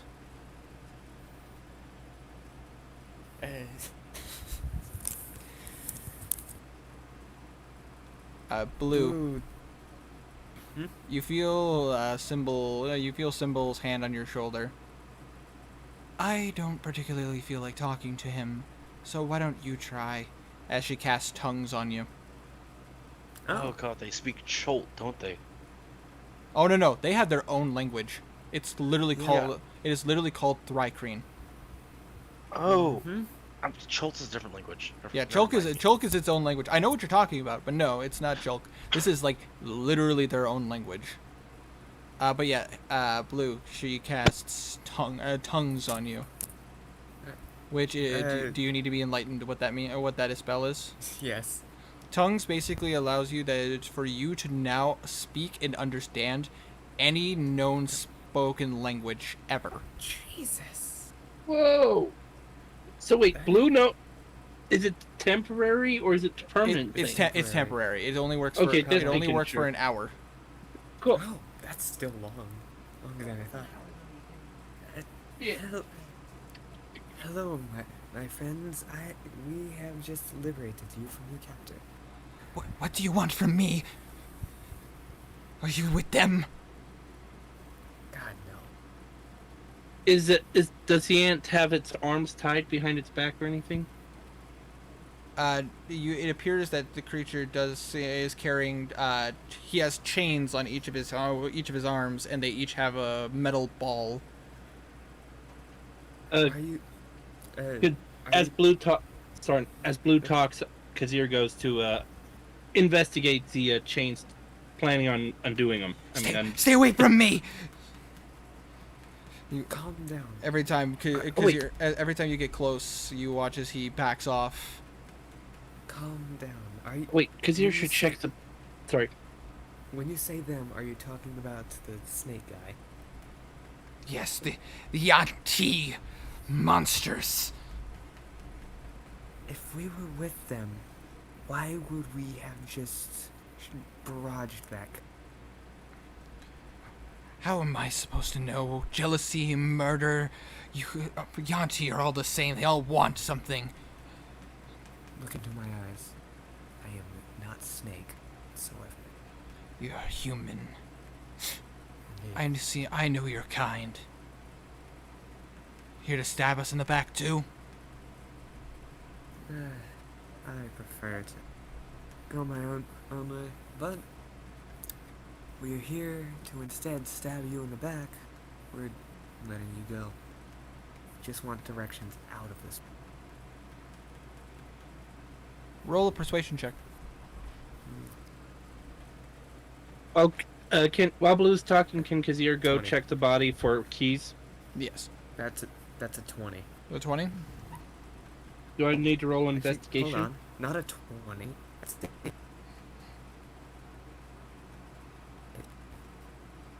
Not a 20, but a... yeah. You're breaking up, That's Blue. not 20. That's a 21. Okay, 21. But as he kind of looks at you. You free me, and you want directions. That's it.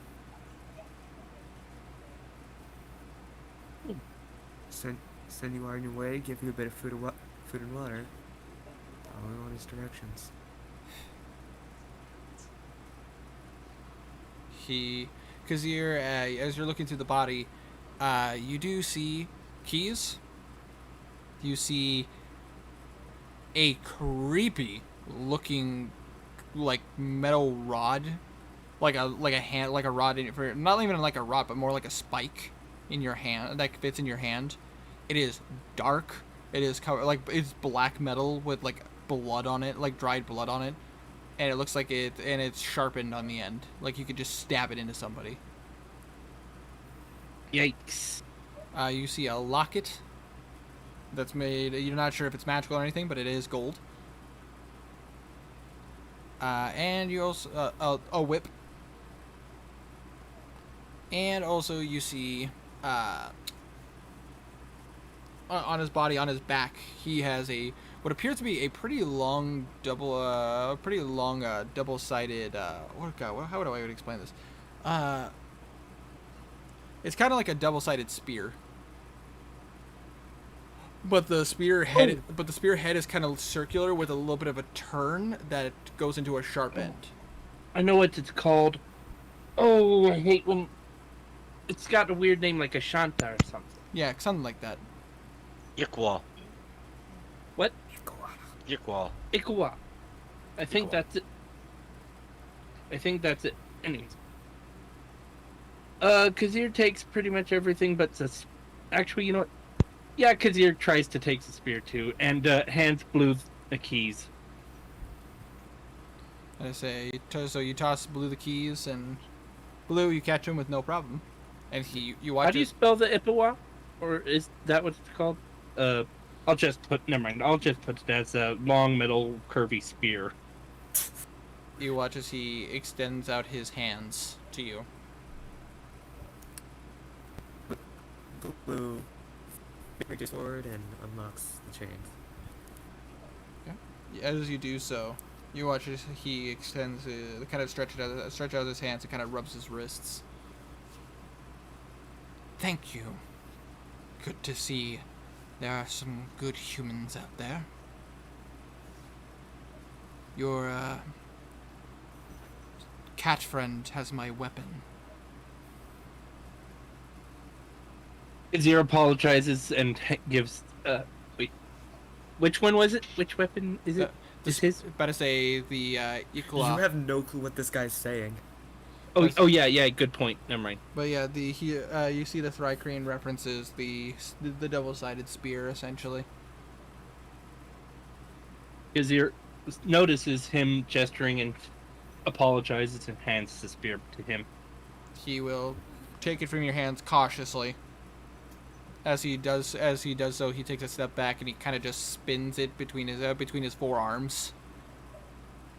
It is pretty impressive for your guys' sake, considering like he can move it so agilely, with such agility and and quite a good form. Before he rests it in his bottom left side hand. Okay, right now I'm very tempted to give him a bottle of wine, but I'm not gonna. Gonna nail that Ant-Man. When was the last time you ate or drank? My race doesn't need to eat every day. I was a recent capture. He was dragging me to one of the Yanti sites. I'm a hunter of the Thrycreen. If he wouldn't have ambushed me, I could have killed him. You're not. I got careless.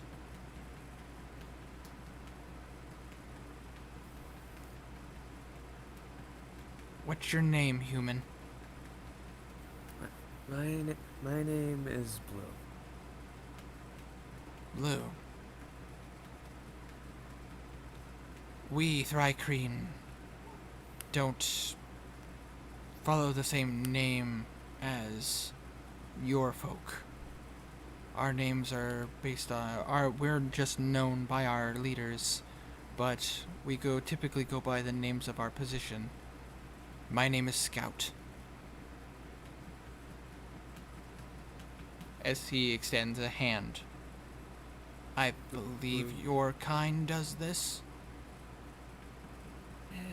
Most do. Blue reaches forward and shakes his hand. Other humanoids, I swear. Yeah. Sorry. you don't know, but you're just like, ah. No, that was out of character laugh. I know. I just imagine just like all of Yeah. a sudden you're just I just imagine because you're just like here's like 69 and he's like yeah. Oh, can Kazir check the locket? I mean you can look at it. I mean, yeah, look at it, check it, It doesn't. see if there's anything inside or whatever. There appears to be symbols of a snake decorated all over this. You open it up, and on the inside you see just more symbols of snakes. There doesn't appear to be any pictures or anything on the inside. On the back, however, you do see a weird-looking symbol. Oh, cool. Would Kazir know what? Can I roll to see if Kazir knows what this symbol is? Roll an Arcana check. Oh, great. 13, and I believe his Arcana is like -1. Arcana +1. Okay, so 14. Yeah. You could definitely tell that's a magic rune. You don't know what it is, per se, but you do know it's a magic rune. Cool. I say, but sorry, I'm about to say Scout looks at you guys. Alright. You held up your end. I'll hold up mine. He points, he like starts pointing he points in the in a northwestern direction with his left hand. His upper left hand. You're gonna want to head I was that. about to say which one. If you're looking to get out of the desert, or at least looking for a reprieve, there's an oasis not too far from here. If you head this way, and you go straight, and he watches, he points his top right hand, and he's like, then you go this way a little bit. Within the next 3 hours, you can make it to an oasis. It's a neutral ground that Yanti and Thrycreen typically stay away from, trying to avoid each other. Probably guessed that. But Understand. if you can get there and set up a little bit of a protection, you'll definitely be able to avoid at least more of my kind and more of their kind. However, I would still look for some kind of protection from creatures that might come to the oasis, especially at night. When the sun goes down, this will become a lot more dangerous. So I've heard. Also look out for desert lions. They're pretty common around here.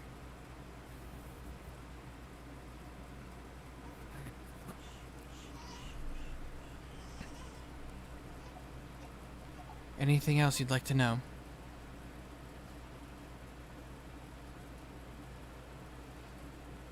I think that might be it. Alright.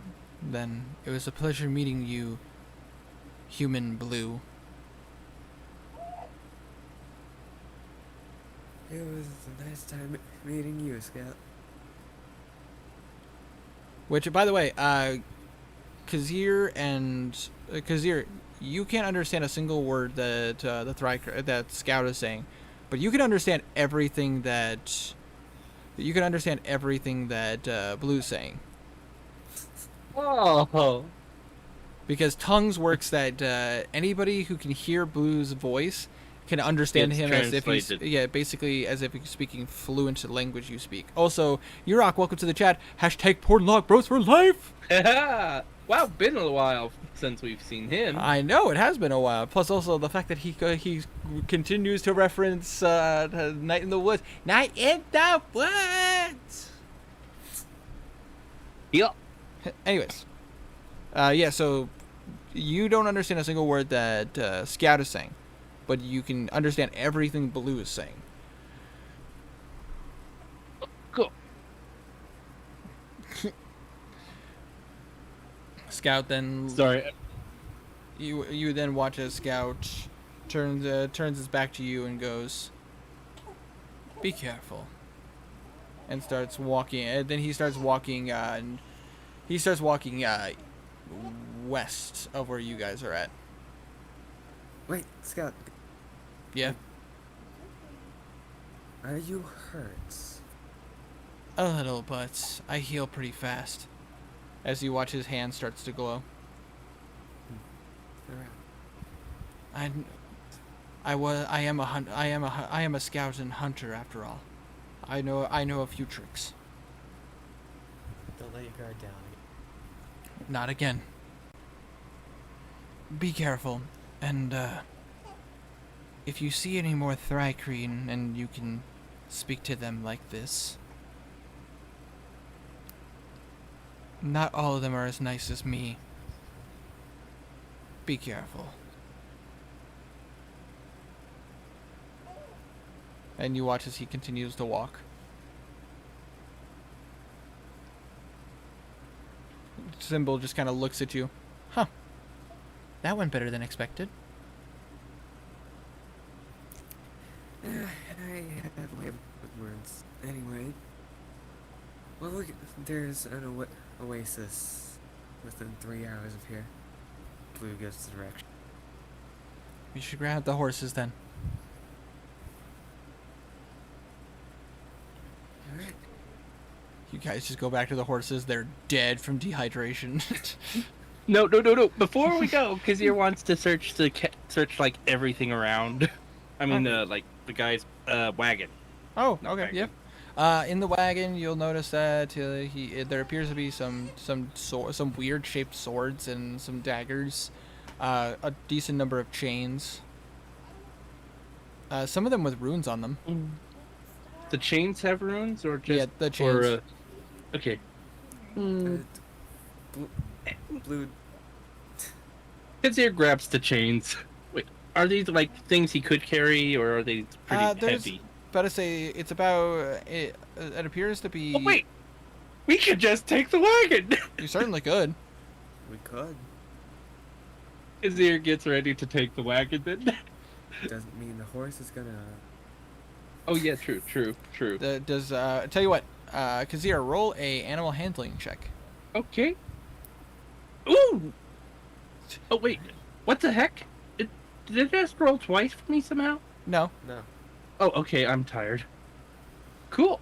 Oh, what skill is that? Animal handling. I'm sorry. Handling. Animal handling. 0. So 18. 18. That horse listens to you. You hop on and you're like, Perfect. "Go, Balto! I believe!" And he starts to move. Lead the way. As you Kazir guys, kind of chuckles as he guides the horse. as Symbol and Blue walk back to the horses, Symbol looks at you. Am I okay to take this horse? Yeah. And you watch as she hops on. Good enough. Blue gets on the other horse. You start riding to the oasis. Word. 3 hours pass. Uneventful. You do make it there. And Blue. Scout. While riding, I actually want to do a perception check. On. Just looking around, seeing if we can spot anything Okay. we should most likely avoid. Sounds good. Also, Yurok, thank you so much. The May voice is one of my favorite voices to practice. I am doing really good when it comes to perception. Let's see. 12, 7, 19. 19. You look around, and you do see there are less buildings from where you were at prior. There also appears to be more of an open landscape, almost like a desert. But you follow Scout's directions, and lo and behold, there actually is an oasis. It appears to be a handful of different kinds of trees, some various kinds of shrubbery, and there are 2 sources of water.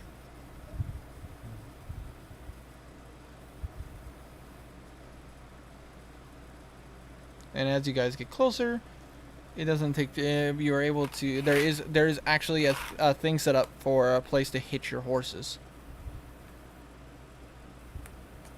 Suppose we hitch the horse? Yep. You do that, and as you do so, Do you let the hitch of the where you hitch the horses? It is close enough to the water that if the horses want to get a drink, they can. Do you allow this? Yes. Okay. Kazir, do you unhitch the other Yeah. horse? Yeah. Okay. I won't make you roll for that because the horse is trained to do that. Because they know how to survive. Cool. I'm so sad. I would have loved it if there were camels though, because then I can go hump hump dad. Oh, I miss Hump Day. Oh man, I should play Assassin's Creed Origins again just so I can go hump hump dad.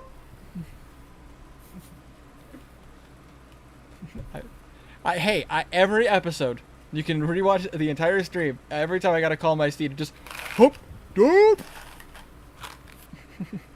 No regrets. Sorry for going quiet. I had to mute myself for a moment. It's all good, Kazir. Fine. It's all good, Stray. But I was just making jokes about how I know. I laughed a bit. I just I remember those streams. every time I played Origins, I just like, okay, I need my ride. Hup, hup, dad. Just my God, it's so dumb, but I just love it so much. Yeah, I get you. And you watch as Symbol starts. Did you also get your horse killed in that game?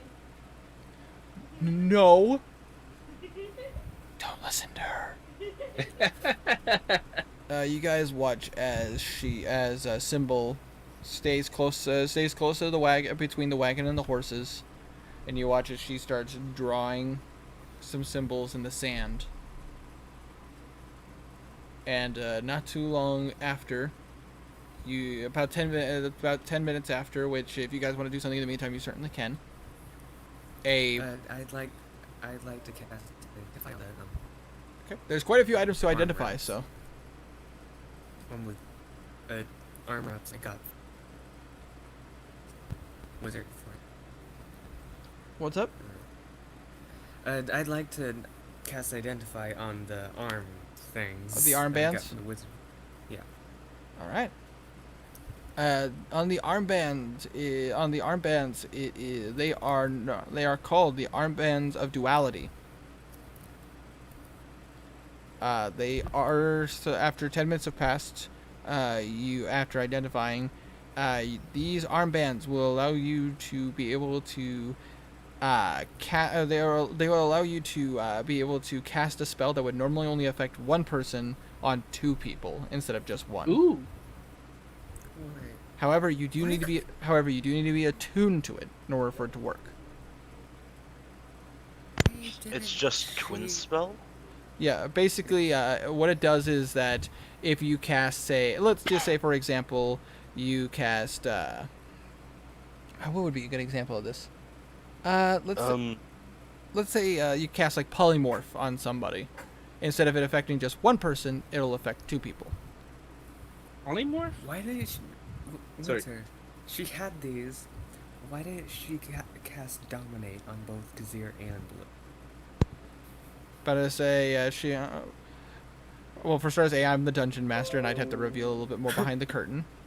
But basically, the reason why she didn't was because of the fact that how the Dominate Person spell works. Concentration. She knew that she could only. Well, concentration doesn't matter, but she'd only be able to. She knew that it would have worked on Kazir. It wouldn't have worked on you. Oh yeah. These people actually have intel on us. But I say they have intel on you, and I rolled for like who what they would target with those certain spells. It Yeah. would have worked on me. Except in the meantime, I am attuned from the necklace, so it might have worked on me. Possibly. But then again, you also didn't tell anybody that you did, and based on their info on you, they would know that you are harder to charm. I got brave. You got risky. You got risky. Yep. But anyways, That is what the armbands of duality do. Yep. You do need to get tuned, and this only works once per day. You can't. Ah. Okay. They're not. You can't just like, oh, I'm gonna cast it on 2 people at one time. It's like, no, it's once per day. Once. It only. Yeah. Cool. Cool. The magic will reactivate at dawn. But as a bard, there's a lot of potential. Oh yeah. It is. This is marketing on so many people. Oh my gosh, you are so cute in your puppy pajamas. Wait. Aw. What's it? I could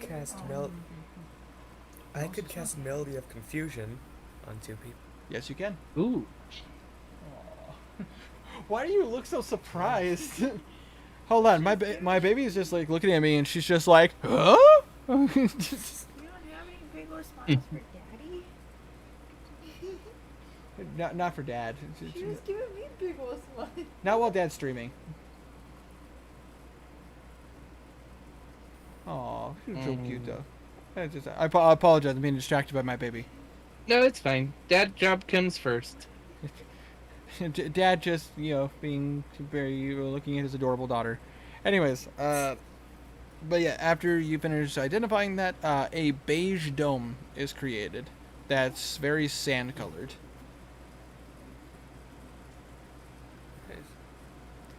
The dome is set up. You can still access water from inside the dome. Alright. You. However, I made sure that it wasn't too close so no gators can get us. Thank you.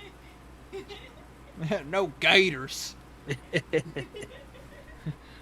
Because we're by the bayou, but not the bayou, but the bayou by me. Oh.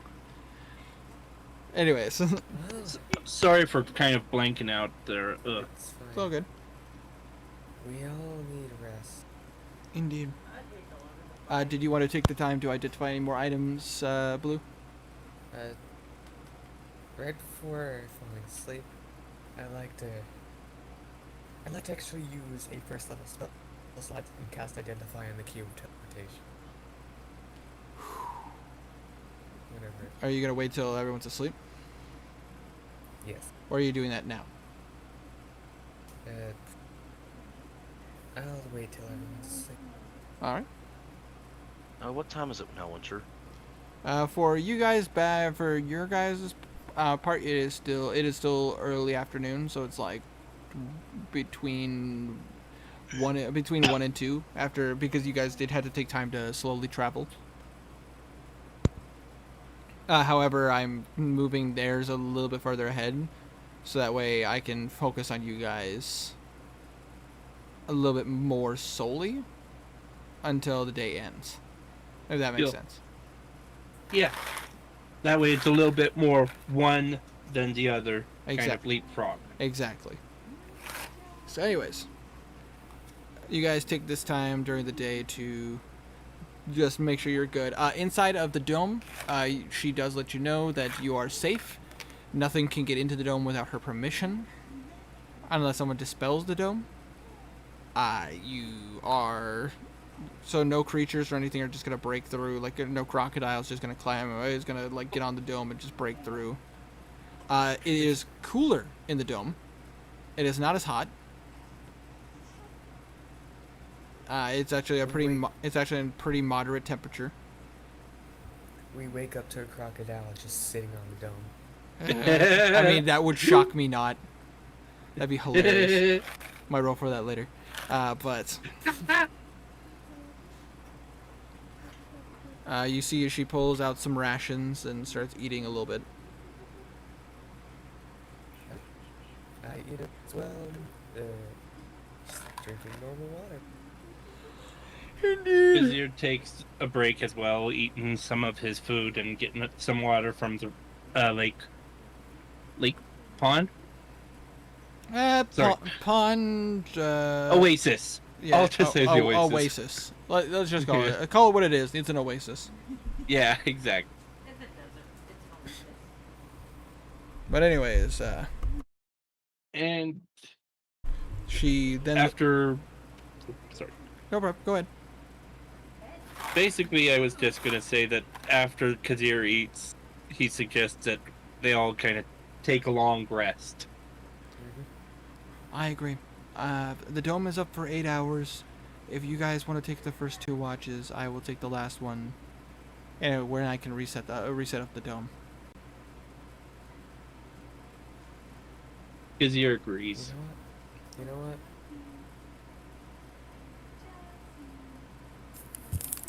Usually I wouldn't trust someone I just met to take last watch without running off, but you really got nowhere to go. True. You're not wrong. I'll take the first one. All right. All right.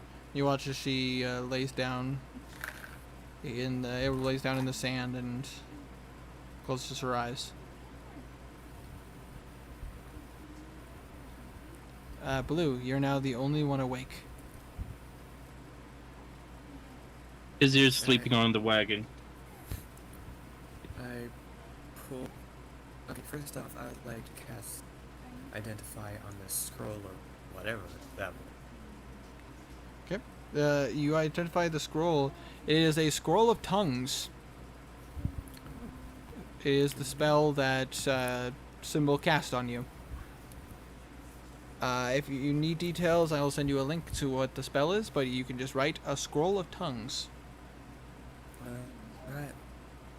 So just for heck's sake, curiosity, that only works once, right? Or is it a reusable thing? Scrolls are a one-use item. Pretty sure. Yeah, I was pretty sure that's how it worked, but figured I'd ask. They're one use, but if you give them to a wizard, they can write them down in their book. And use them. That's what they want.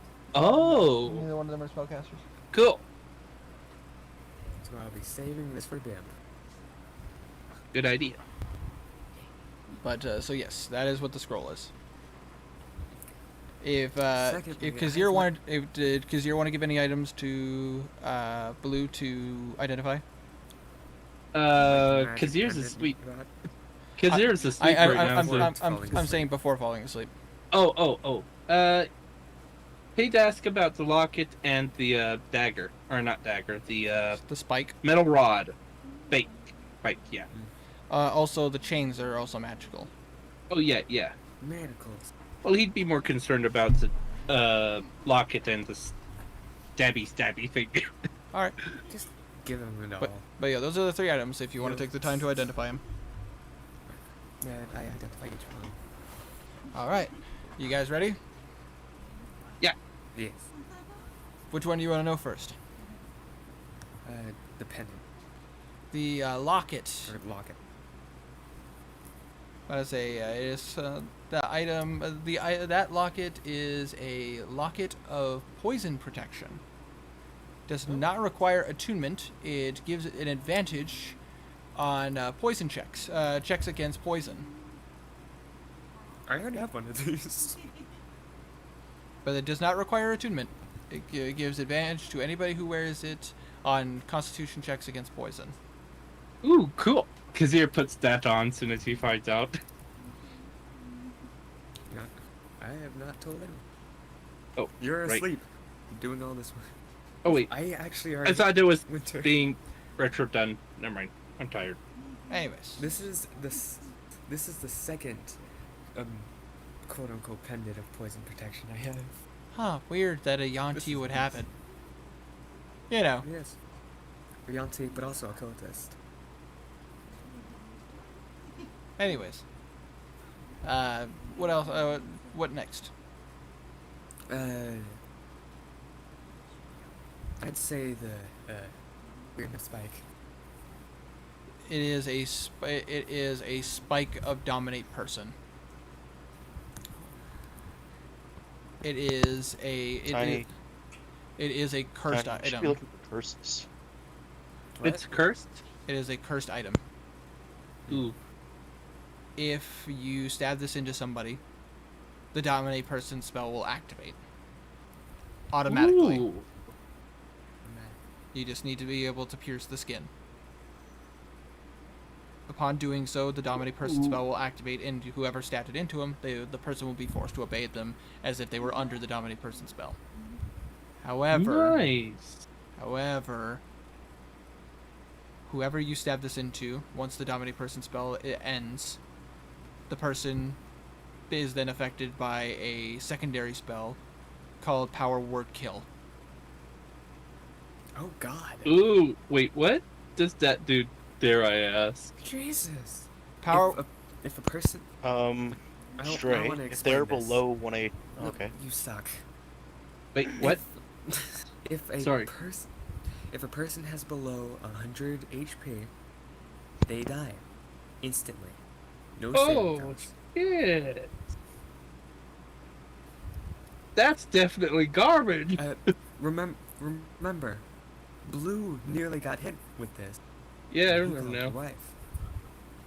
Yeah, I forgot about that.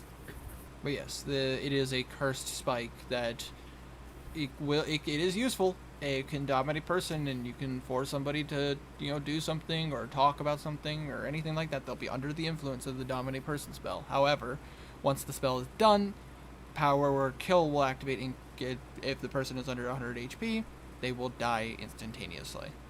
Wait, okay. I'm sorry, I got things backwards. Yeah, cool, okay. This is a interesting one. You have no idea if I'm gonna- if you can use this more than once. All I'm gonna keep this in my back pocket. right. It's okay. Wait, should I take that out of my inventory if Blue is keeping Yes. it? Dang it! And then the chains, if you are identifying I'll them. just flat out taking them out of my inventory. Dang it. Because he wants one of those necklaces. Oh, I'm gonna give you the neck Yeah, I know. just after. But the manacles with the chains on them. Did you want to identify? Yes. These are anti-magic chains. Whoever Anti-magic chains or manacle? there are manacles attached to the chains. Okay. Basically, whoever has these attached to them cannot cast any spells. In fact, it will basically cut off any ability for them to connect to the weave. So it prevents them from casting spells. Yo. It's not There you necessary. Isn't that convenient? What's up? Isn't that convenient? Oh yeah, this guy who's using anti-magic stuff on the Thrycreen, who can cast magic. No, I was just talking about how I wanted some anti-magic manacles the other day. Oh wow! Now, Blue was identifying every as again. Are you talking about which items? Item that teleported them there. You cast Identify, and as you identify, your vision goes blurry, and you cannot see Oh, shit. for 1 minute. Oh. Wait, what did he identify? So I Blue zoned just out. sits there with his head down, waiting. Once the minute passes, your vision returns. The Identify spell did not work. All right. Whatever this item is, the magic in it is nothing that you've ever seen before.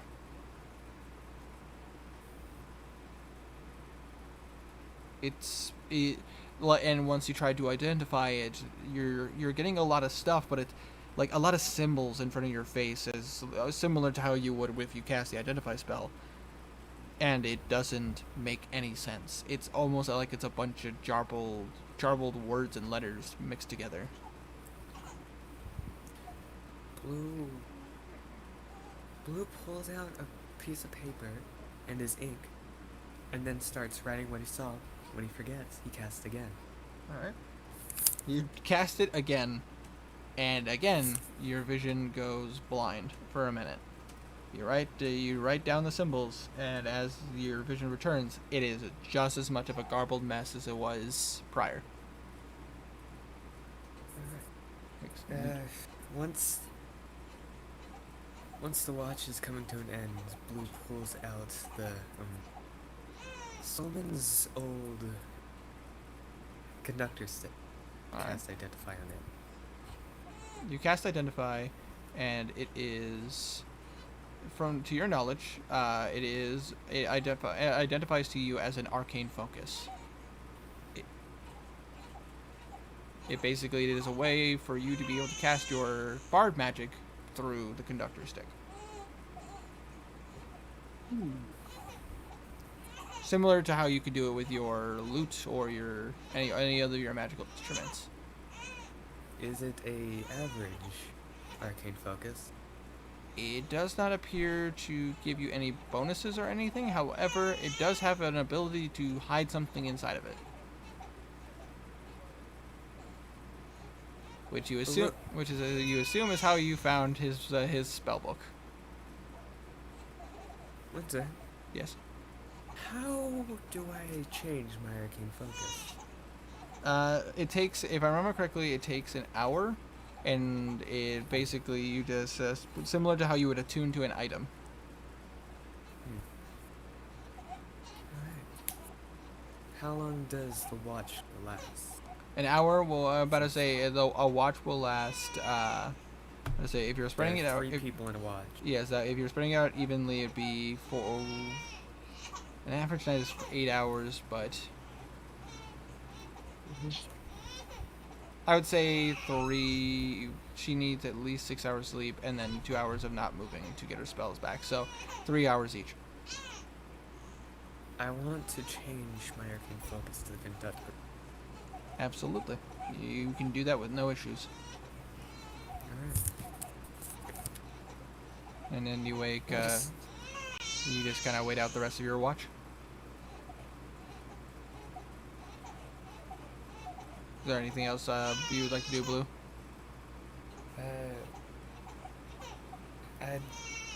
Yes, I'd like to identify. I'd like to cast identify on the cultist mask, the wizard mask that I grabbed, and the one hook. One hooked. Go ahead. The cultist mask, the wizard mask, and the one hooked dagger that I got at the beginning, the first guy. At the beginning from the first guy, so you're talking about the one from oh gosh. Cultist. Yeah, the cultist.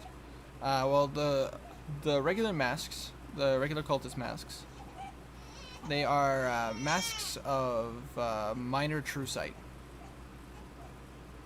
While wearing the mask, any within 5 feet of you, if anything would be invisible, or possibly connected to the plane but not quite, you can see them. But it is only up. But it's only up to 5 feet. So they're not. They are not cursed. Blue puts one on. You do so. You feel silly. I feel silly. Is the wizard's mask the same? The wizard's masks. The wizard mask is a bit different. The wearer of the wizard mask actually gives you advantage on concentration checks. And gives you the true sight. But again, only up to 5 feet. It does require attunement. No. Alright. And the daggers. Then Hooked dagger. I would say you identify the dagger, and the dagger appears to be a. Hold on a second, I'm gonna pull up my notes.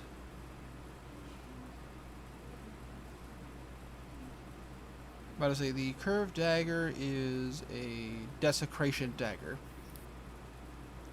It does a standard damage that a dagger does, so a D4. But with every swing, you can deal an extra 1d8 necrotic damage. Ooh. Mm. However, it is cursed. And the side effect being, if you use this dagger and you're using its necrotic effect, you take half the damage of the necrotic damage you deal to someone else. Ouch.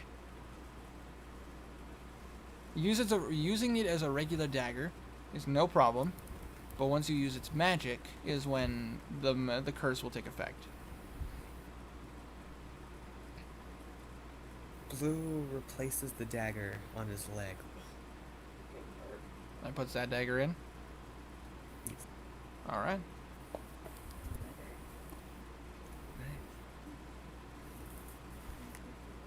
That This is is. Yeah. a That's, veritable smorgasbord. Yeah. Yeah, Lot of Quite the haul. Good thing I brought that whole wagon. Anyways, coming to the end of my rest, I would actually dig a hole above where I'm sleeping, place the cube in the hole, put it back up, and then I'm at put my sleeping bag on. all right. And you wake up, Kazir? Yes. And I give him the locket of poison protection, telling him what it is. All right. Kadir gratefully takes it and puts it on as soon as he gets his hands on it. And make sure. Or as soon as he knows the information. And make sure that it is written down in your notes so you don't forget. Yep. I have it. All right. And with that, guys, that is where we're going to end tonight's session. That's a decent place to put it. I got a lot of magic. Yeah, we all got some stuff this round. I am going to be wearing that mask a lot. You know, the mask that has a bunch of snake symbols on it. You know. Yeah, keep in mind that's from an evil cult. No, don't worry. I'm gonna doodle on it. I'm going to doodle on it. That sounds nasty. I'm going to canoodle on it. Yeah, have it dyed. Well, I have 13 masks of minor true sight. And a wizard mask that does the same, but gives me advantage on contact when it comes to concentration. But yeah, I'm about to say you guys got a bit of a haul, you guys got some details, you learned some things, you met some new people. Scolded a. About to say Garnan scolded a Cyclops successfully.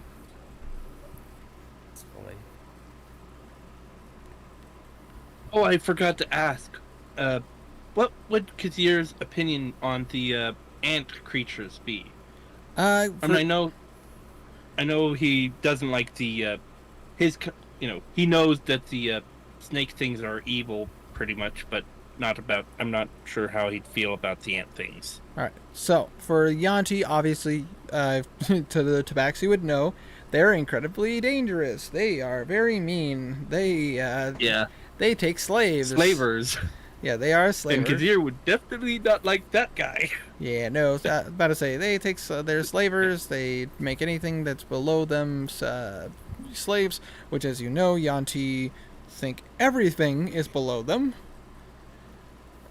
So, yeah, no, they're not nice, and they also kill a lot, so, better not, and they also do lead raids into Uskar to try to take slaves, and Kazir would know that it is dangerous but manageable with the guard system that Tabaxi have. But as far as the Thrycreen go, Thrycreen are the natives to the desert. Like that's their home. Like they, to your knowledge, to Kazir's knowledge, the Thrycreen see the desert as their homeland. Like that is where they are from. That is their culture, and that is what you strive to be. They have no intentions of going anywhere else. And in fact, there are Thrycreen that can be paid to be escorts through the desert. Cool. So Kazir would be like, these are all right guys to hang around. Yeah, they are highly territorial, and they can be hard to get along with sometimes, but it's not unheard of for a Thrycreen to be helpful, and you can work with them. Kind of like Kazir's view on them would be kind of like how bikers are in normal world. Yeah. Some are really good, and some are to be stayed away from. Yeah, and you would also know that the Thrycreen, nobody knows where their kingdoms are. Supposedly they follow a queen, and there is somebody that rules over them, but nobody knows where they are, and that's probably because it's in the vastity of the desert. Yep. Hey, Winter. With Yes? that spike, you gave me a good way for Blue to have Richard fed. Yeah. It is. For Blue to do what? Sorry, never mind. It's all good. But I say. We should end it that. Oh. Yeah, hold on. Give me a sec. Yeah, the spike is. Fun fact. Oh gosh. Whoa, lost my voice for 2 seconds. The spike is actually in an item inspired by another D&D campaign from Charisma Plus. It is. But I say that is where I took inspiration for the item, and I give credit where credit is due. That is an item that Cinnamon Toast Ken came up with, and I was a fan of. I don't know if it has an official name, but yeah, I just call it Spike of Dominance. Cool. I like the name. A cursed spike of dominance. Yeah. And yes, it is equally useful as it is devastating. So it's like, yes, it has a very good use, and you can do a good thing with it. You can do it and use it for a good purpose. However, it comes at a cost. Yep. Of their life. Which can be bad. But it was a potential tool that you guys can use at your own discretion. I know how Kazir would want to use it, but I assume a slaver to try to find his wife. yep. From that cult mission, I so many magic items. I 13 cursed daggers that make it so if you hit a person with the dagger when you're attuned to them, you cannot stop hitting them until they're dead. 13 masked on truth sight, wizard mask, and my new Kazir has his own horse and wagon. Sorry, I had to make a joke. It's all good. But yeah, you guys got a decent haul. You got a little bit of gold. You guys got to see your old friend again. Not you guys, but Garnet and them got to meet your old friend again. Yep. What Mary was talking about how he was a problem. And then Symbol was talking about how she has been spying on the Broken Skull. Yep. I told Mary that she should have killed him. Ooh. But now she's gotta kill him. Hopefully. Well, now let's see if we she can kill Garland. I was about to say, let's hope you Garland. can Garland. kill Garland. Garland. I'm tired than I thought maybe. It's all good. About to say, This mess up she's a bit. He's a bit different now. a bit. He's still the same old Garland. He's got nose and loves explosion. And also, Garland's this isn't a big thing. This because I created Garland and all of his stuff. The sickly yellow is actually inspired by one of my favorite descriptions from the stories of the immortal Nicholas Flamel.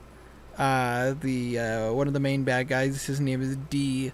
Whenever he casts magic, his is a sickly sickly yellow colored, and it smells like rotten eggs. But that was the inspiration of like how I came up with how he casts magic. However, obviously they're completely different, but that is the inspiration for that. I do enjoy that I got a new arcane focus. Yay. Same. Yay. But for now, thank you all so much for watching. I don't think anyone's in chat right now, but thank you all so much for watching it for anybody who did come into chat tonight. I hope you guys did have a good night because, well, this was mostly dialogue, and that happens. You know, this was going to be mostly roleplay, and I knew that going into it, which is why I wanted to make sure I was well rested. But it wasn't all roleplay. I killed a thing. Yeah. You did kill a thing, and Garnan talked down a Cyclops. Oh, sorry, talked up to talk down a Cyclops.